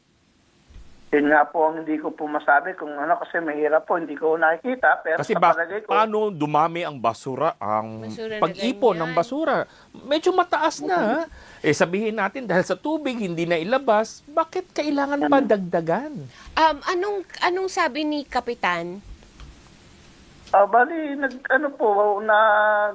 sangguni naman kami sa mga kagawad. And hindi ko po kung na-actionan na po or ma-actionan. Kasi po, nanawagan na nga po kami sa Facebook kasi po, lagi po kami nagsasabi na baka pwedeng mahakot po malinis po yung mga basura sa baha. Hindi Yan lang po yun. panawagan. Oo, hindi lang yun. Yung tubig. Kundi yung masolusyonan yung baha mismo sa inyo. Eto, nakausap natin naka-lock na ba, Don? Nasa linya rin natin ng City Environment and Natural Resources Office ng San Pedro, Laguna, si Engineer Malu Balba. Hello, Engineer Malu. Magandang hapon po. Magandang hapon po. Hi po, Madam. Tita Winnie. Yes. Ay tawag dito. Kasama niyo po Tita Winnie Cordero at saka si Doc Dennis. Are you aware of the situation in Barangay Cuyab, Engineer? Yes po, kasi po yung area po namin na yan, 3 barangay po yan. Talagang Lakeshore Barangay po. Okay. So mataas po yung level ng tubig sa lake. Talagang yung area po nila, talagang kasama na po yung ng lake. Binabaha po talaga. Okay. So, kasi bago magbagyo daw nung July 2025 this year, hindi naman daw ganyan ang sitwasyon, nakikita ang kalsada. Kaya naiisip ko, kailangan mag-dredging ba para bumaba, umagos ang tubig palabas ng lawa? Yun pong dredging, may mga ginawa na po dyan sa San Isidro River po natin. And then yung project po ngayon ni Gov. Tol and Mr. Ramon Ang, nag-dredge na po ngayon dito sa ating mga rivers. Okay. Pero ma'am, sabihin natin 6 months na kasi. Bakit, why the duration? Bakit half a year? Naging parang may tubig pirme. Kumbaga, rain or shine, after the rain, nandyan pa rin ang parang tubig. sila, floating houses na eh. Venice. Kapantay po kasi yung level po ng lake. Okay. Yung level po ng lake, so hindi na po kayang i-accommodate ng lake yung tubig po. So, kasi catch basin po kami, galing Cavite, Yes. Pababa po lahat ang tubig. So hirap po yung lake. So kailangan talaga may malabasan po yung tubig. So aside from the lake na. Opo, engineer. Hindi ko lang sure kung paano. Halimbawa, instead of draining it sa papuntang lawa o lake, meron ba tayong ibang paraan para i-drain itong accumulated water na naging stagnant na kasing level si Lawa at Laguna de Bay? Palagay ko po siguro yung medyo malakihang project po. Siguro buksan po yung spillway. Pero nagbigay na rin po ng paliwanag ang LLDA tungkol dyan. Yung Napindan Channel nila na open naman daw po. Okay. So, hindi lang po dito sa San Pedro, kundi lahat po ng Lakeshore na bayan. Ganyan po yung status. So ano malaking po, sige, malaking sige. paggawain. Anong conclusion po na binigay, Sige, engineer? engineer. Ganito na nga. Eto na nga tayo, no? So anong gagawin? Gagawin po natin, siguro po kailangan tumulong din po sila sa paglilinis kasi isa rin po yan, nakakadagdag po ng mga basura sa lake natin. And kung talagang kailangan siguro po mailipat po sila yung mga nakatira sa mga lakeshore na yan. So kasi relocation, anytime po ma'am. ganyan ang mangyayari. Relocation. Medyo malaking trabaho po talaga. Relocation, ma'am? Tawag dito, Yes po. sa mga meeting nyo, i-declare siya ng mga parang na siya, no build zone, parang mga ganun po. napagmimitingan nyo na po ba itong paraan na ito? Yes Itong po, options Tita na ito? Winnie. Actually, marami pong pinag-aaralan nga na pwedeng gawin para kung masolusyonan, matulungan po yung mga kabarangay po natin nakatira sa Lakeshore Barangays. So, kung relocation ang isa sa primary option, meron na rin po ba kayong napipinpoint na lugar para sa relocation ng mga residente? Wala pa po. Kasi ang San Pedro po is limited lang po ang area. So kulang po talaga kami ng Yung ng mga- paglalagyan. Ma'am, yung trash, sa inyo rin po ba? Yes po, meron po tayong regular na hakot po Opo. sa Barangay Cuyab. So every Saturday and Wednesday po, nahahakutan po ang barangay. Okay. Tumutulong din po ang barangay sa paghakot. Meron din po silang truck. Parang tumutulong po maghakot. sa itsura na ipinadalang video sa atin ni Richard, engineer, parang hindi naman nahakot. O kung hindi man nahahakot, tawag dyan, nadadagdagan pa nga. Dahil meron yun nga tayong... po, kailangan ilabas din po nila yung mga That's basura. right. Oo nga, totoo. Yun nga, Richard, nandiyan ka pa ba? Yes po. Oo, Richard, yun yata ang tawag dito, kailangan talaga ilabas ninyo ang inyong mga basura para hindi tumambak sa tubig. Kasi maaring magkasakit ang mga kapitbahay nyo dyan, Richard, sa ganyang sistema. Opo, tama po. Dapat makisama lahat ng residente Oo. na Yes. kunin ang basura, ilabas sa isang designated area at sinabi naman ni engineer, meron araw sa 2 beses sa isang linggo ng koleksyon. Yun.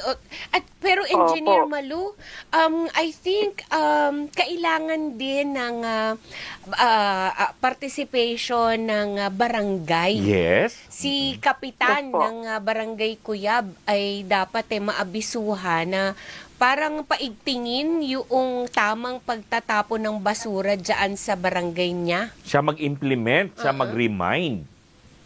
Yes po. Hayaan niyo po, makikipag-coordinate ako sa kanya para po pag-usapan namin paano masolusyonan yung problema po sa barangay. Saan pong area pala si Sir Richard? Sa po?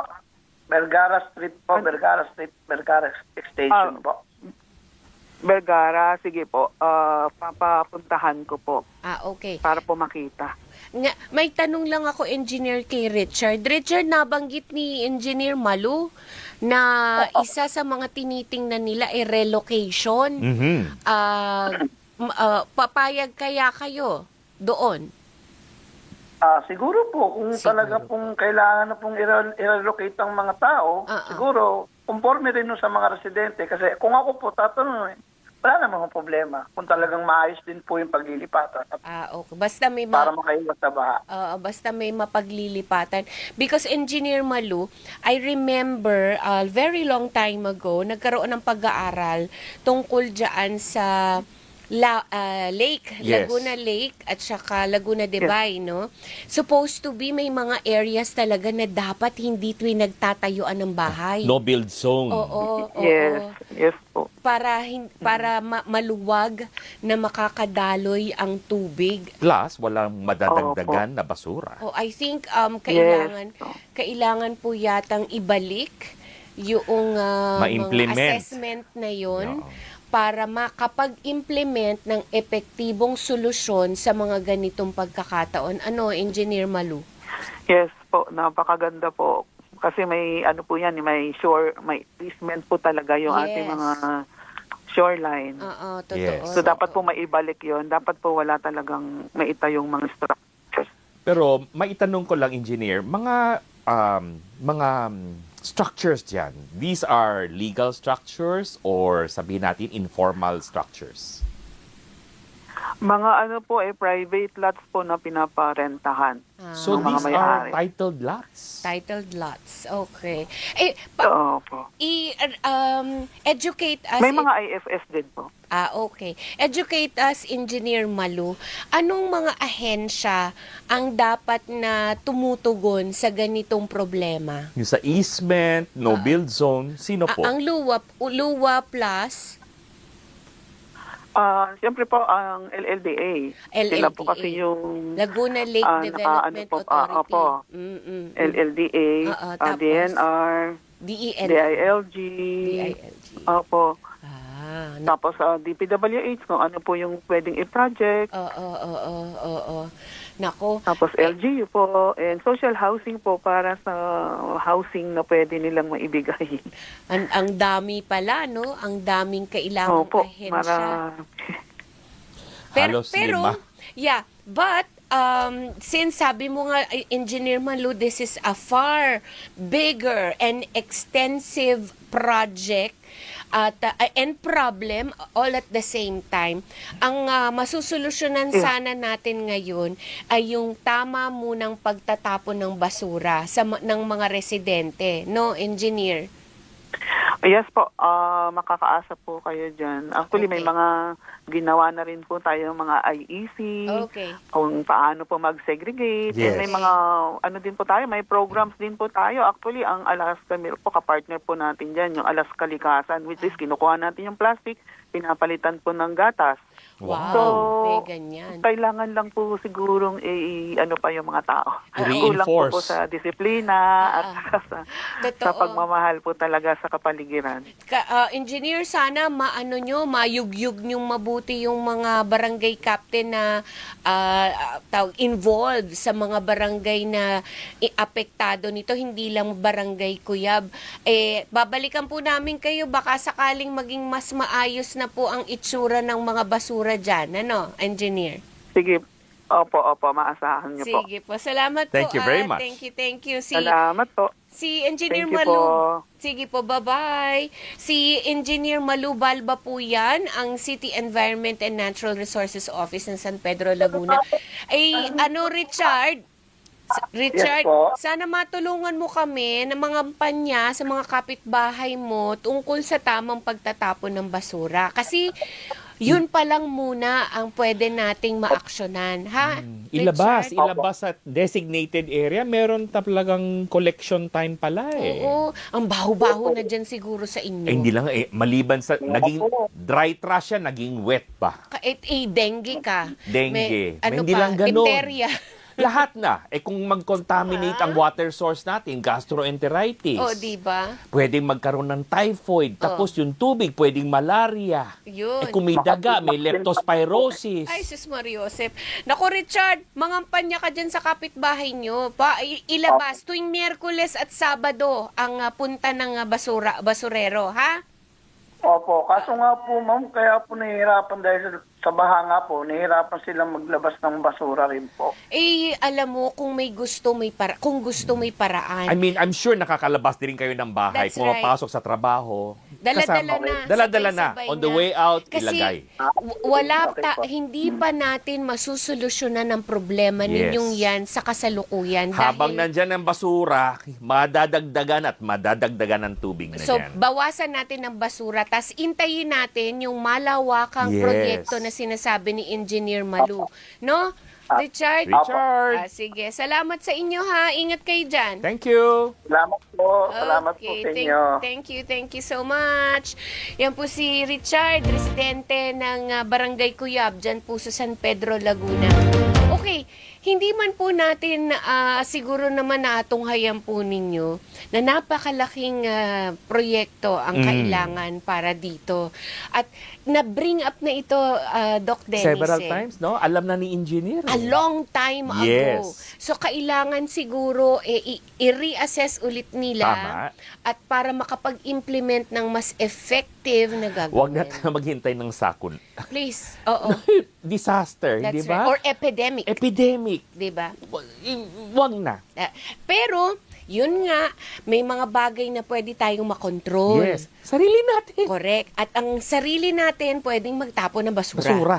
Yun. Tamang lugar, tamang oras, Yes. tamang panahon. Oo, yan po ang panawagan natin sa lahat. Hindi lamang po ang mga taga-barangay Cuyab dyan sa San Pedro, Laguna. Hindi lamang sa mga barangay na nagtawag dito, May tubig o may- nananawagan sa Oo. atin. Sa ating lahat, responsibilidad po natin ang kaayusan at kalinisan ng ating sariling kapaligiran. Di ba, Doc? Yes! Ang oras Ang natin. oras, alas 2:27.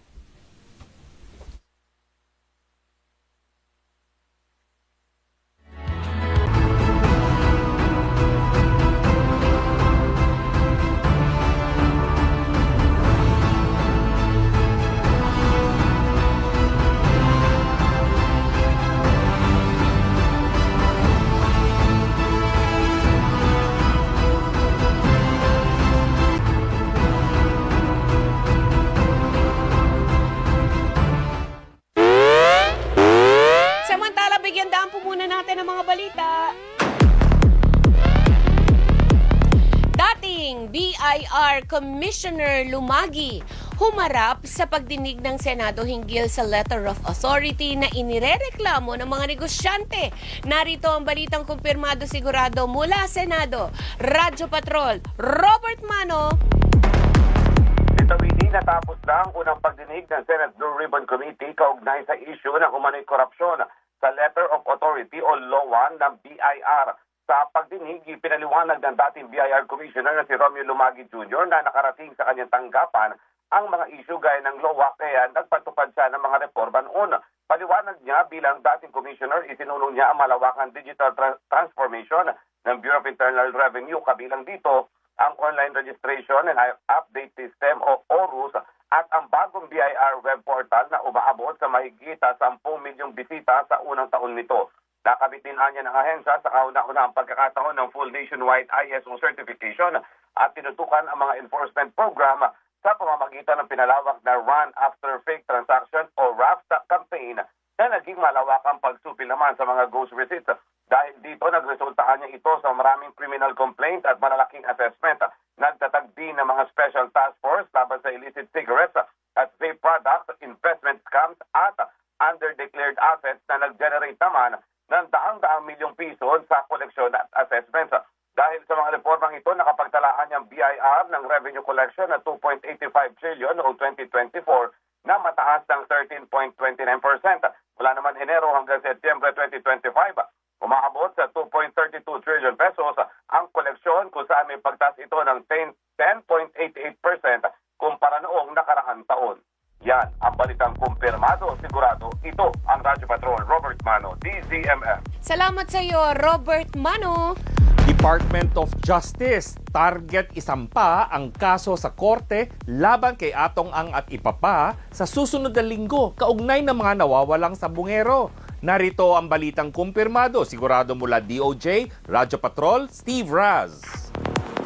Doc Dennis, sinayos pa ng Department of Justice o DOJ ang mga dokumento at impormasyon kaugnay ng kaso ng negosyanteng si Atong Ang at mahigit 20 iba pa ukol sa mga nawawalang sabongero matapos ilabas ang resolusyon na nagre-rekomendang iakyat ang kaso sa korte. Ayon kay Prosecutor General Richard Anthony Padulion, targetin ang isang pangkaso sa mga korte sa Batangas, Laguna at Parañaque sa susunod na linggo.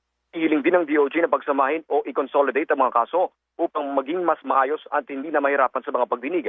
Sinabi ni Padulion na matapos ihain ang kaso, may 10 araw ang korte para maglabas ng warrant of arrest laban sa mga akusado. May 15 araw naman ang kampo ni Ang para mag-hain ng motion for reconsideration pero hindi na ito hihintayin ng DOJ. Kinumpirma rin ng DOJ na non-bailable ang kaso, ngunit maaaring mag-hain ng motion o petisyon ng kampo ni Ang para makapagpiyansa. Una na naglabas ang DOJ ng resolusyon na nagre-rekomenda na kasuhan sina Atong Ang at iba pa ng 10 counts of kidnapping with homicide at 16 counts of kidnapping with serious illegal detention. Yan ang balitang kumpirmado. Sigurado, ito ang Radyo Patrol, Steve Raz, DZMM. Maraming salamat, Steve Raz. Tuloy-tuloy ang mga balita. Halos 20 arestado sa sinalakay na 2 bodega ng frozen foods sa Navotas. Bakit? Anong nangyari? Alamin po natin sa balitang kumpirmado sigurado mula kay Radyo Patrol, Marlene Padiernos. Hindi walang naabot ang may-ari pero nasa 8 individual ang arestado ng mga tauhan ng CIDG-NCR kasi nalakay 2 bodega ng smuggled frozen meat na iligal na nag-ooperate sa Navotas City. Ayon kay CIDG-NCR Director Georgiadi, sila ang mga trabahador o bodegero na naabutan ng mga otoridad sa kanilang operasyon. Tinatayang naabot sa higit 10 milyong pisong halaga ng masangsang na amoy at nakatiwangwang at expired na karne ang tumambad sa mga tauhan ng DA, CIDG at NMIS nang salakayin ang 2 bodega. Sabi naman ni Agriculture Assistant Secretary for Inspectorate and Enforcement Attorney Willie Ansi, karnilang baboy, hipon, manok, di ba pa, na pinaniniwala ang galing sa ibang bansa ang kanilang nalatnan sa bodega. MIS NCR Director Fernando Lontoco, walang kaukulang mga dokumento ang mga bodega at hindi rin anya ito susunod sa safety standard itinakda na pamahalaan, lalo't ang sekretary anya ang pag-handle sa mga ito. Okay na ng mga otoridad ang may-ari ng mga bodega na posible namang maharap sa reklamong may kaugnayan sa paglabag sa Food and Safety Act at iba pa. Yan ang balitang kumpirmado sigurado. Ito ang Radyo Patrol, Marlene Padiernos, DZMM. Thank you, Marlene. Dating DPWH Undersecretary Maria Catalina Cabral muling ipinapatawag ng ICI. Narito ang balitang kumpirmado sigurado, hatid ni Radyo Patrol, Jome Garner. Doc Dennis Titawini, muling pinadalhan ng Independent Commission for Infrastructure ng Sabtina si dating DPWH Undersecretary Maria Catalina Cabral. Ayon kay ICI Executive Director Brian Osaka, itinakda ang muling pagharap ni Cabral sa ICI sa Lunes, December 15. I believe on December, ito na medyo napaaga na ng announcement, pero wala pang confirmation. We plan to invite former USEC Cabral. When? 15. Hindi na nagbigay pa ng iba pang detalye sa Osaka kung bakit muling ipinapatawag si Cabral, pero sinabi nitong may nais linawin ng ICI sa dating DPWH Undersecretary. Isa si Cabral sa mga itinuro ni dating DPWH Undersecretary Roberto Bernardo na kasama umano ni dating DPWH Secretary Manuel Bonoa na namomorsento sa mga infrastructure projects sa pamamagitan ng pagtatakda ng hatian o apportionment ng budget ceiling para sa allocable funds ng DPWH sa National Expenditure Program. Ang allocable funds ay tumutukoy sa pondo na maaring italaga o ipamahagi sa mga district office ng ahensya. At yan ang balitang kumpirmado sigurado. Ito ang Radyo Patrol, Jome Garner, DZMM. Maraming salamat, Jome Garner. Dating ako, Bicol Party List Representative Saldico at 3 Board of Directors ng SunWest diniklara pong fugitives from justice ng Sandigan Bayan. E di parang ano na yun, wanted? Wanted criminal? Yes. Yun na bang ibig sabihin nun? E malaman nga po natin mula sa balitang kumpirmado sigurado mula Sandigan Bayan, si Radyo Patrol, Kelly Cordero. Tita Winnie, Doc Dennis, Idiniklara ng 5th Division ng Sandigan Bayan na fugitives from justice sina dating ako Bicol Party List Representative Saudi Co at itong Board of Directors ng SunWest. Sa 3 pahinang resolusyon ng Sandigan Bayan 5th Division noong November 21, 2025, naglabas ang korte ng whole departure order at warrant of arrest laban sa akusadong si Elizalde Co at sa kanya mga kapwa-akusado, kabilang ang Board of Directors ng SunWest Incorporated, kaugnay sa kasong violation of Section 3 of Republic Act No. 3019 o Anti-Graft and Corrupt Practices Act. Gayunpaman, hindi natagpuan ang mga akusadong Board of Directors na si Alcazar, Buenaventura at Cao at nananatiling hindi alam ang kanilang kinaroroonan.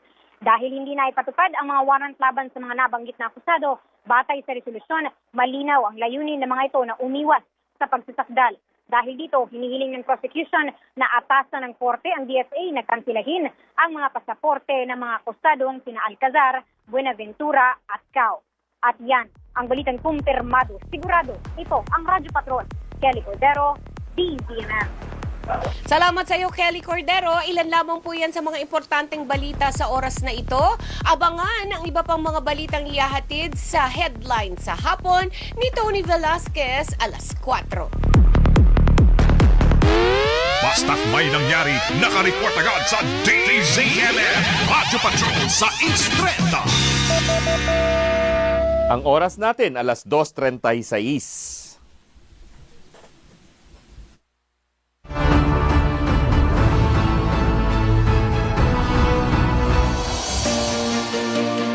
At sa ilang sandali lamang po magbubukas ng ating klinika sa East 30. Hingal. Yung sinasabi nga ni Doc na kung dati nakakaakyat ka ng hagdan ng walang kahirap-hirap, ngayon nakakailang baitang ka pa lang, lawit na ang dila mo. Diba? At hindi lang naman daw sa baga ang dahilan ng pagkahingal. Pwedeng dugo, pwedeng puso, at marami pang iba. Baka may mga katanungan po kayo ba'y hingalin? I-text nyo na po yan. Bukas na bukas ang ating chat box sa ating DZMM Radyo Patrol sa Istrenta at DZMM Teleradyo social media accounts. Syempre, live and alive ang ating DZMM Viber hotline number 0919-278-3000 or sa ating DZMM landline 8924-4101, local 5671, 5672 at 5673. Huwag aalis, magbabalik pa rin po ang Aksyon Ngayon! Aksyon Ngayon! Pag-ibig, tagumpay, at mga kwentong no filter. Dear Chang Ami, tulad nga po ng mga sumusulat sa inyo, gusto ko rin po sanang ibahagi ang kwento ng pag-ibig ko. May kasama kang makikinig sa'yo. Matapos ang matinding sakit na naranasan ko sa dati kong asawa, hindi ko na naisip pa ang muling magmahal. It's a form of learning. Sama po doon yung experience of love. Ako to, si Chang Ami. Open na open yan na pag-usapan dito po sa Ako To Si Chang Ami. Kasama si Chang Ami Perez mula Lunes hanggang Biyernes, alas 3 ng hapon sa DZMM.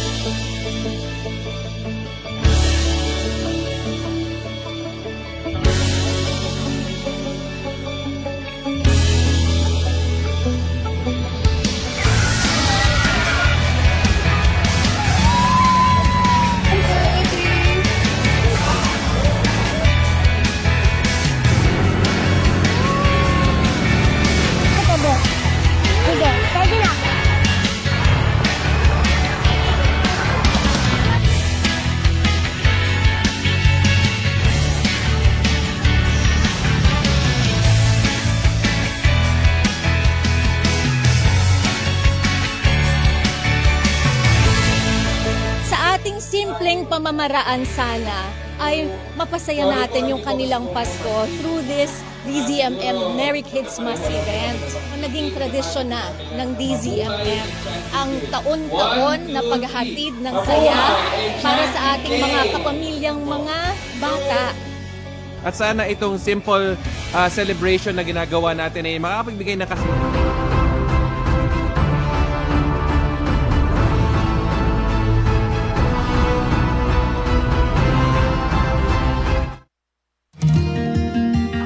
puso ng DZMM. Action ngayon! Bukas na ang klinika sa Istrenta sa Action ngayon! Bukas na ang klinika sa Istrenta, ang kaagapay ng bawat kapamilya sa pag-aalaga ng sarili at kalusugan. Kung kapos sa budget ka hindi makapagpakonsulta, ako ang kakampi nyo, Doc Dennis. Handang tumugon sa inyong mga katanungang medikal. Hingal! Alam mo, nang unang-unang naiisip ko pag hingal na ganyan, hika. Yes, pwede naman, Tita Winnie. Pag sinabi natin hika, ibig sabihin may airway narrowing. Okay. Mas makipot ang lagusan o daluyan ng hangin. Mm-mm. Siyempre, kulang sa hangin. Kaya hihingalin ka. Pero Diba? may mga triggers, di ba? Yes. Oo, as you discussed before. Ang Oo. hika, di ba, pwedeng gawa ng pollen, infeksyon ng upper respiratory tract, or sometimes pagkain pwede rin. Oo. Pero, alam nyo ba, pag hinihingal tayo, meron pang ibang rason. Okay, yun Sabihin nga natin yun sa dugo, blood. Paano yun? Blood. Ano ang dala ng Oxygen. dugo? Oxygen. Kung anemic ka, okay? Kung anemic, maputla ka. So, mababa ang level ng hemoglobin. Hemoglobin ay siyang sangkap ng red blood cell na nagdadala ng oxygen. Therefore, kumbaga sa auto, mababa ang gasolina mo sa oxygen. So, imbis na normal na hinga na 12 to 20 per minute, bibilisan ko ang paghinga ko kasi ang nagdadala ng oxygen ko ay low na. Parang kinocompensate Kinocompensate ko by more breathing cycles plus mas mabilis kasi napapagod ka sa kanya. Does that help? No. Oo. Temporary. Kaya nga itong sinatawag na anemia ay magdudulot at mag-e-end up ka with high output cardiac failure. Si puso ang mahirapan. Maliban sa mabilis po ang paghinga, mabiliban sa hingal, mabilis din ang takbo ng puso. Kasi nagpa-pump siya. Kailangan niya mag-pump ng blood. Double time. Para makompleto niya yung pangangailangan. Yes, kasi ang volume mo, bitin. So pagka ganun, pwede ako ma-heart attack? Hindi. Ano? Titigil. Pagod na si puso. Nanay ko. Heart failure. Really? The heart now will fail. Hindi na siya uubra bilang pagbomba ng dugo. Dededs ako nun. Pwede. Inay. Bakit?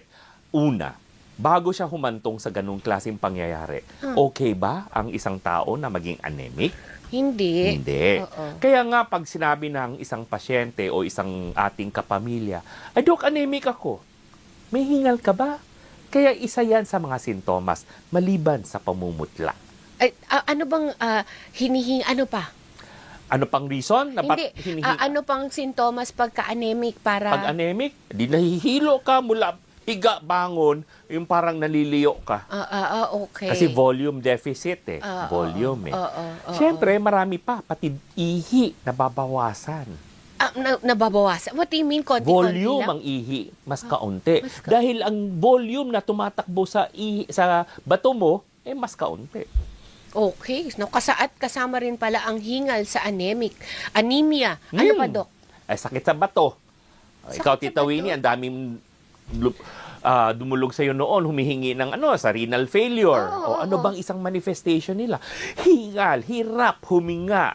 Bakit ang layo naman ng Dahil hindi makailabas ang volume ng tubig naman. Hindi ma-filter out. So, nalulunod ka. Kaya nagkakaroon ng tubig sa baga. Pulmonary congestion. Kuha mo? So, ganon. So, hindi siya, ang manifestation, ang sintomas ay nasa baga, ay nasa hingal, ay nasa paghinga. Pero, ang sanhi ay isang batong medyo hindi okay na umaandar. Wow! So, hindi lang ang tawag dito. Ano pa, Dok? Ano pang ibang mga reason natin? Di syempre, yung mga problema mismo sa baga. Baga na ito. Baga mismo na. mga baga, pneumonia, may mga tuberculosis, yung mga butas, Bronchitis. bronchitis, misa asthma. Pwede rin yan, di ba? Sabi mo nga, hinihingal yan. So, meron yan. So, ang daming mga rason, lalo pa yung mga COPD, o mga bronchitis, binanggit mo na, o yung mga halimbawa, nagbiyahe sa eroplano o Altitude? pulmonary embolism. Yung nakaupo, hindi kumikilos ng ilan oras, namuo ang dugo, nagkaroon ng clot sa yung lower extremity, umikot yung dugong buo at nagbara sa mismo sa may baga. Pulmonary embolism. Parang na-stroke, pero si baga ang na-stroke. So, anong mararamdaman ko? Hingal. Hingal lang. Dahil nabara ang daanan ng dugo na papunta sa baga. Pwede ba akong mamatay doon? Pwede. Nay. PE ang tawag yun Pulmonary embolism. Nakakaloka naman yun. Kaya nga, in-encourage natin pag sumakay sa eroplano o sabihin na nagbiyahe tayo, compression stockings, stretch stockings, at tumayo, lumakad, kumilos-kilos, every 2 hours ba? Correct. Maski na mga 10 minutes lang, sandali lang. Pupunta ka naman din ng CR. Yes. Mano ba namang... Kuya Koy, kaunti, galaw-galawin lang para mag-circulate po ang dugo. Kailangan natin yan. Okay, Doc. Ito na nga yung tanong ko sa iyo kanina. What if nagkaroon ng certain shortness of breath na atake? Yes. Ano ba ang pwede kong gawin para maibsan yung pakiramdam na yun? Number 1, relax. Huwag ka Magpapanik? Kasi hindi ako makahinga. Dahil ang panic at anxiety, pwedeng magbilis din ang hingal. Hinga at hingal mo. Okay. Di ba? Okay. Yung mga nagpa-panic attack, anong ginagawa? Ganon, hyperventilation. So, dinadagdagan mo yung problema mo. Wag na gawin yun. Keep calm. Keep calm. Okay, and then? Rest a little bit, then don't force the issue of breathing. Yung controlled breathing, alam mo, hinihingal ka. So, dahan-dahan. Dahil pag hinihingal, ano ba ang level ng pagpasok ng hangin sa katawan mo? Mas kaunti. Mas maiksi ang cycle mo. Di ba? So, mas kaunting hangin pumapasok. So, consciously, sabihin mo, inhale. Exhale. So, in a way, kontrolado mo ang labas-pasok ng hangin. Kontrolado rin mo ang iyong excitement o anxiety. Tapos ginawa ko yung pinagpagpagpag yung... Yes, kung tayo naman po ay meron tinatawag na halak o may mga tubig o may mga nakadikit na parang plema sa daanan at daluyan ng ating hangin, pwedeng gumawa tayong tinatawag na chest clapping. So medyo kaunting parang pabilog ang ating kamay, sa likod ay medyo kaunting massage. We call it chest physiotherapy or chest clapping. Yes. Pwedeng dalawa, sabay-sabay, alternate. Tuk, ganyan lang. Maganda po yun. And, syempre, meron tayong irritants na dapat isipin. Pollution and everything. Medyo iwasan. Pwede mag-face mask. Or, pwede rin isipin mo, sapat ba ang tubig mo? Kasi pag tayo ay, pag nag-hyperventilate tayo, natutuyo ang bibig mo. Kasi hinga ka ng hinga nada-dry sa bibig. up. And isipin mo, minsan, pag tayo ay mabilis o hinihingal, baka tuyo ang katawan mo. Kulang ka talaga sa tubig. Yes, pwedeng ganun yan. Syempre, yung iba sasabihin ko, i-manage mo ang stress mo, manage mo ang anxiety mo. Isa sa mga factor ng hingal ay yung katabaan natin. Obesity. Okay. Obesity. Dahil itong ating barrel, itong chest natin, dibdib natin, na siyang nasa loob ang baga. Pag syempre, medyo mataba ka, parang may mabigat na kumot. So, medyo may effort ang paghinga mo. Gusto mo mag-inhale, itong taba mo naman, pinipiipit ka. Parang ganon. May ganon, Dok? Pati obesity. Yes. Ang alam ko, ang pagkakaintindi ko, kapag ikay obese, natural lang na magkaroon ka ng shortness of breath dahil sa bigat mo. Dahil sa bigat, kasama na yon. Kasama na yan sa package ng kabigatan. Kaya ayaw natin. Para kasing hirap na hirap kang dalin yung sarili dahil ito yung tinatawag natin restrictive lung problem. Restriction. Pinagbabawal ng taba, ng bigat sa pag-open, sa pagtanggap ng baga mo ng mas maraming oxygen at hangin. Nagpapalipo na lang. Bakit? Hindi ba maiipon? Ang lipo, tinatanggal ang ngayon. Disidido ka ba? Kaya mo bang i-maintain ang timbang mo para mag-forever okay ka na? Bakit babalik ba yung taba? Pwede. Talaga ba? Lipocytes. May cell. May cell na panggawa ng taba. Wow. Mm. Oy, teka lang sandali. Uy. Asan na yung questions na ayun si Yo. Yo of Concepcion Tarlac. Hello, Miss Winnie. Palagi ako hingal. At nagnebo. Nebulize siguro. Oo, Budesonide, isang steroid yan. Pwede ba ang prednisone to take? Ganito yan. Ang binabanggit niya, Tita Winnie, malamang si Yo ay meron hika dahil binibigyan siya ng nebulization sa pamamagitan ng budesonide, which is a form of steroids, and bronchodilator, pangbukas ng lagusan o daanan ng hangin. At gusto niyang tanungin kung pwede mag-oral steroids. Now, hindi ako pwede magbigay ng payo na diretsahan dahil dapat pakinggan ko ang baga mo, how severe, alam ko dapat ang edad mo, dapat alam ko rin ang ibang kalagayan mo. Meron ka bang mga allergy? Mataba ka ba? Meron ka bang bisyo? Meron ka bang sugar problem? Meron ka bang blood pressure problem?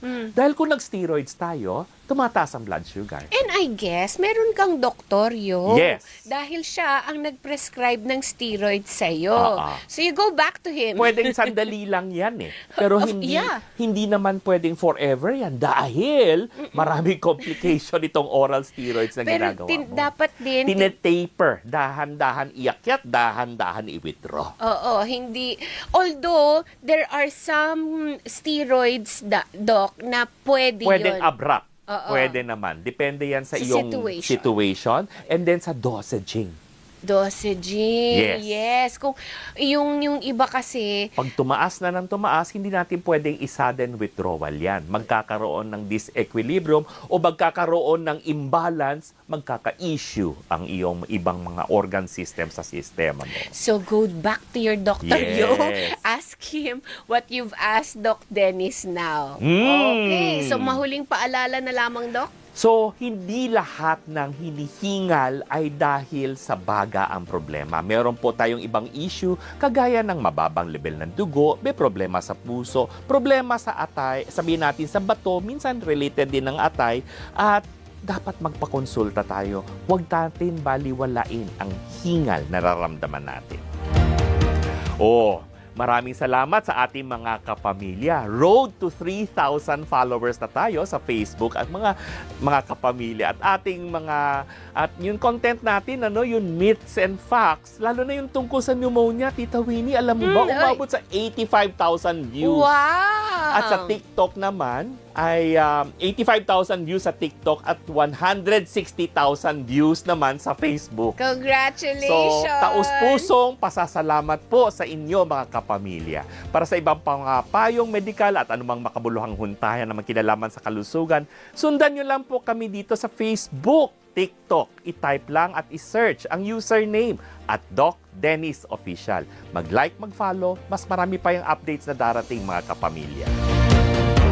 Okay, sa ating pagbabalik, maririnig po natin ang panawagan tungkol sa delikadong kondisyon ng poste ng kuryente dyan sa isang distrito sa Tondo, Maynila. Huwag po kayong bibitiw, dito lang yan sa Aksyon Ngayon! Aksyon Ngayon! Pag-ibig, tagumpay, at mga kwentong no filter. Dear Chang Ami, tulad nga po ng mga sumusulat sa inyo, gusto ko rin po sanang ibahagi ang kwento ng pag-ibig ko. May kasama kang makikinig sa'yo. Matapos ang matinding sakit na naranasan ko sa dati kong asawa, hindi ko na naisip pa ang muling magmahal. It's a form of learning. Sama po doon yung experience of love. Ako to, si Chang Ami. Open na open yan na pag-usapan dito po sa Ako To Si Chang Ami. Kasama si Chang Ami Perez mula Lunes hanggang Biyernes, alas 3 ng hapon sa DZMM.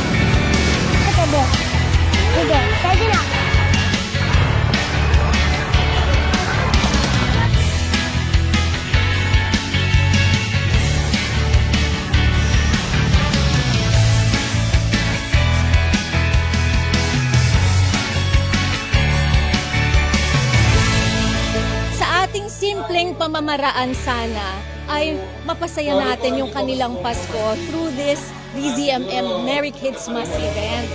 Naging tradisyon na ng DZMM ang taon-taon na paghahatid ng saya para sa ating mga kapamilyang mga bata.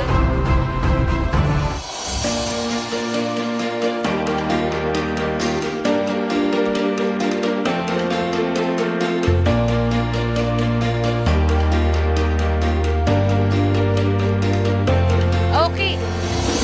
Nakita nyo naman po ang oras. Ano na po oras, Dok? Ang oras, alas 4 na minuto bago mag alas 3 ng hapon. Ay, ano ibig sabihin nun? Kulang na tayo sa oras.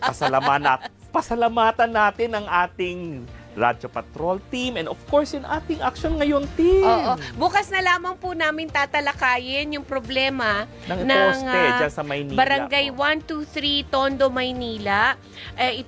Tungkol nga po ito doon sa poste ng kuryente. It was, tawag dito, sigurado sila na poste ito ng kuryente. Yes, tama. Kaya, tatawagan natin bukas ang Meralco. Nakita nyo yung unang kaso natin, agad-agad naman nilang... Ay, oo. Very proactive sila, Tita Winnie. Remember yung hapon na yun? Oo, agad-agad. Nilagyan ng support. 2 days later, pinalitan ng poste ng semento. Totoo. Ay, di ba kung gusto naman talaga, may paraan naman talaga. Lahat naman may paraan. At saka naalala ko yung sinabi ni Sir Joe Saldarriaga. Marami silang mga ginagawang poste, gawa ng maraming street widening na ginanap. At aware naman sila na gano'n ang sitwasyon dahil yung dating ating mga poste ay mga kahoy, yakal at iba pa. So, kumbaga, may shelf life, alam nila yun. Totoo yun. At meron naman talaga, intindihin din naman natin na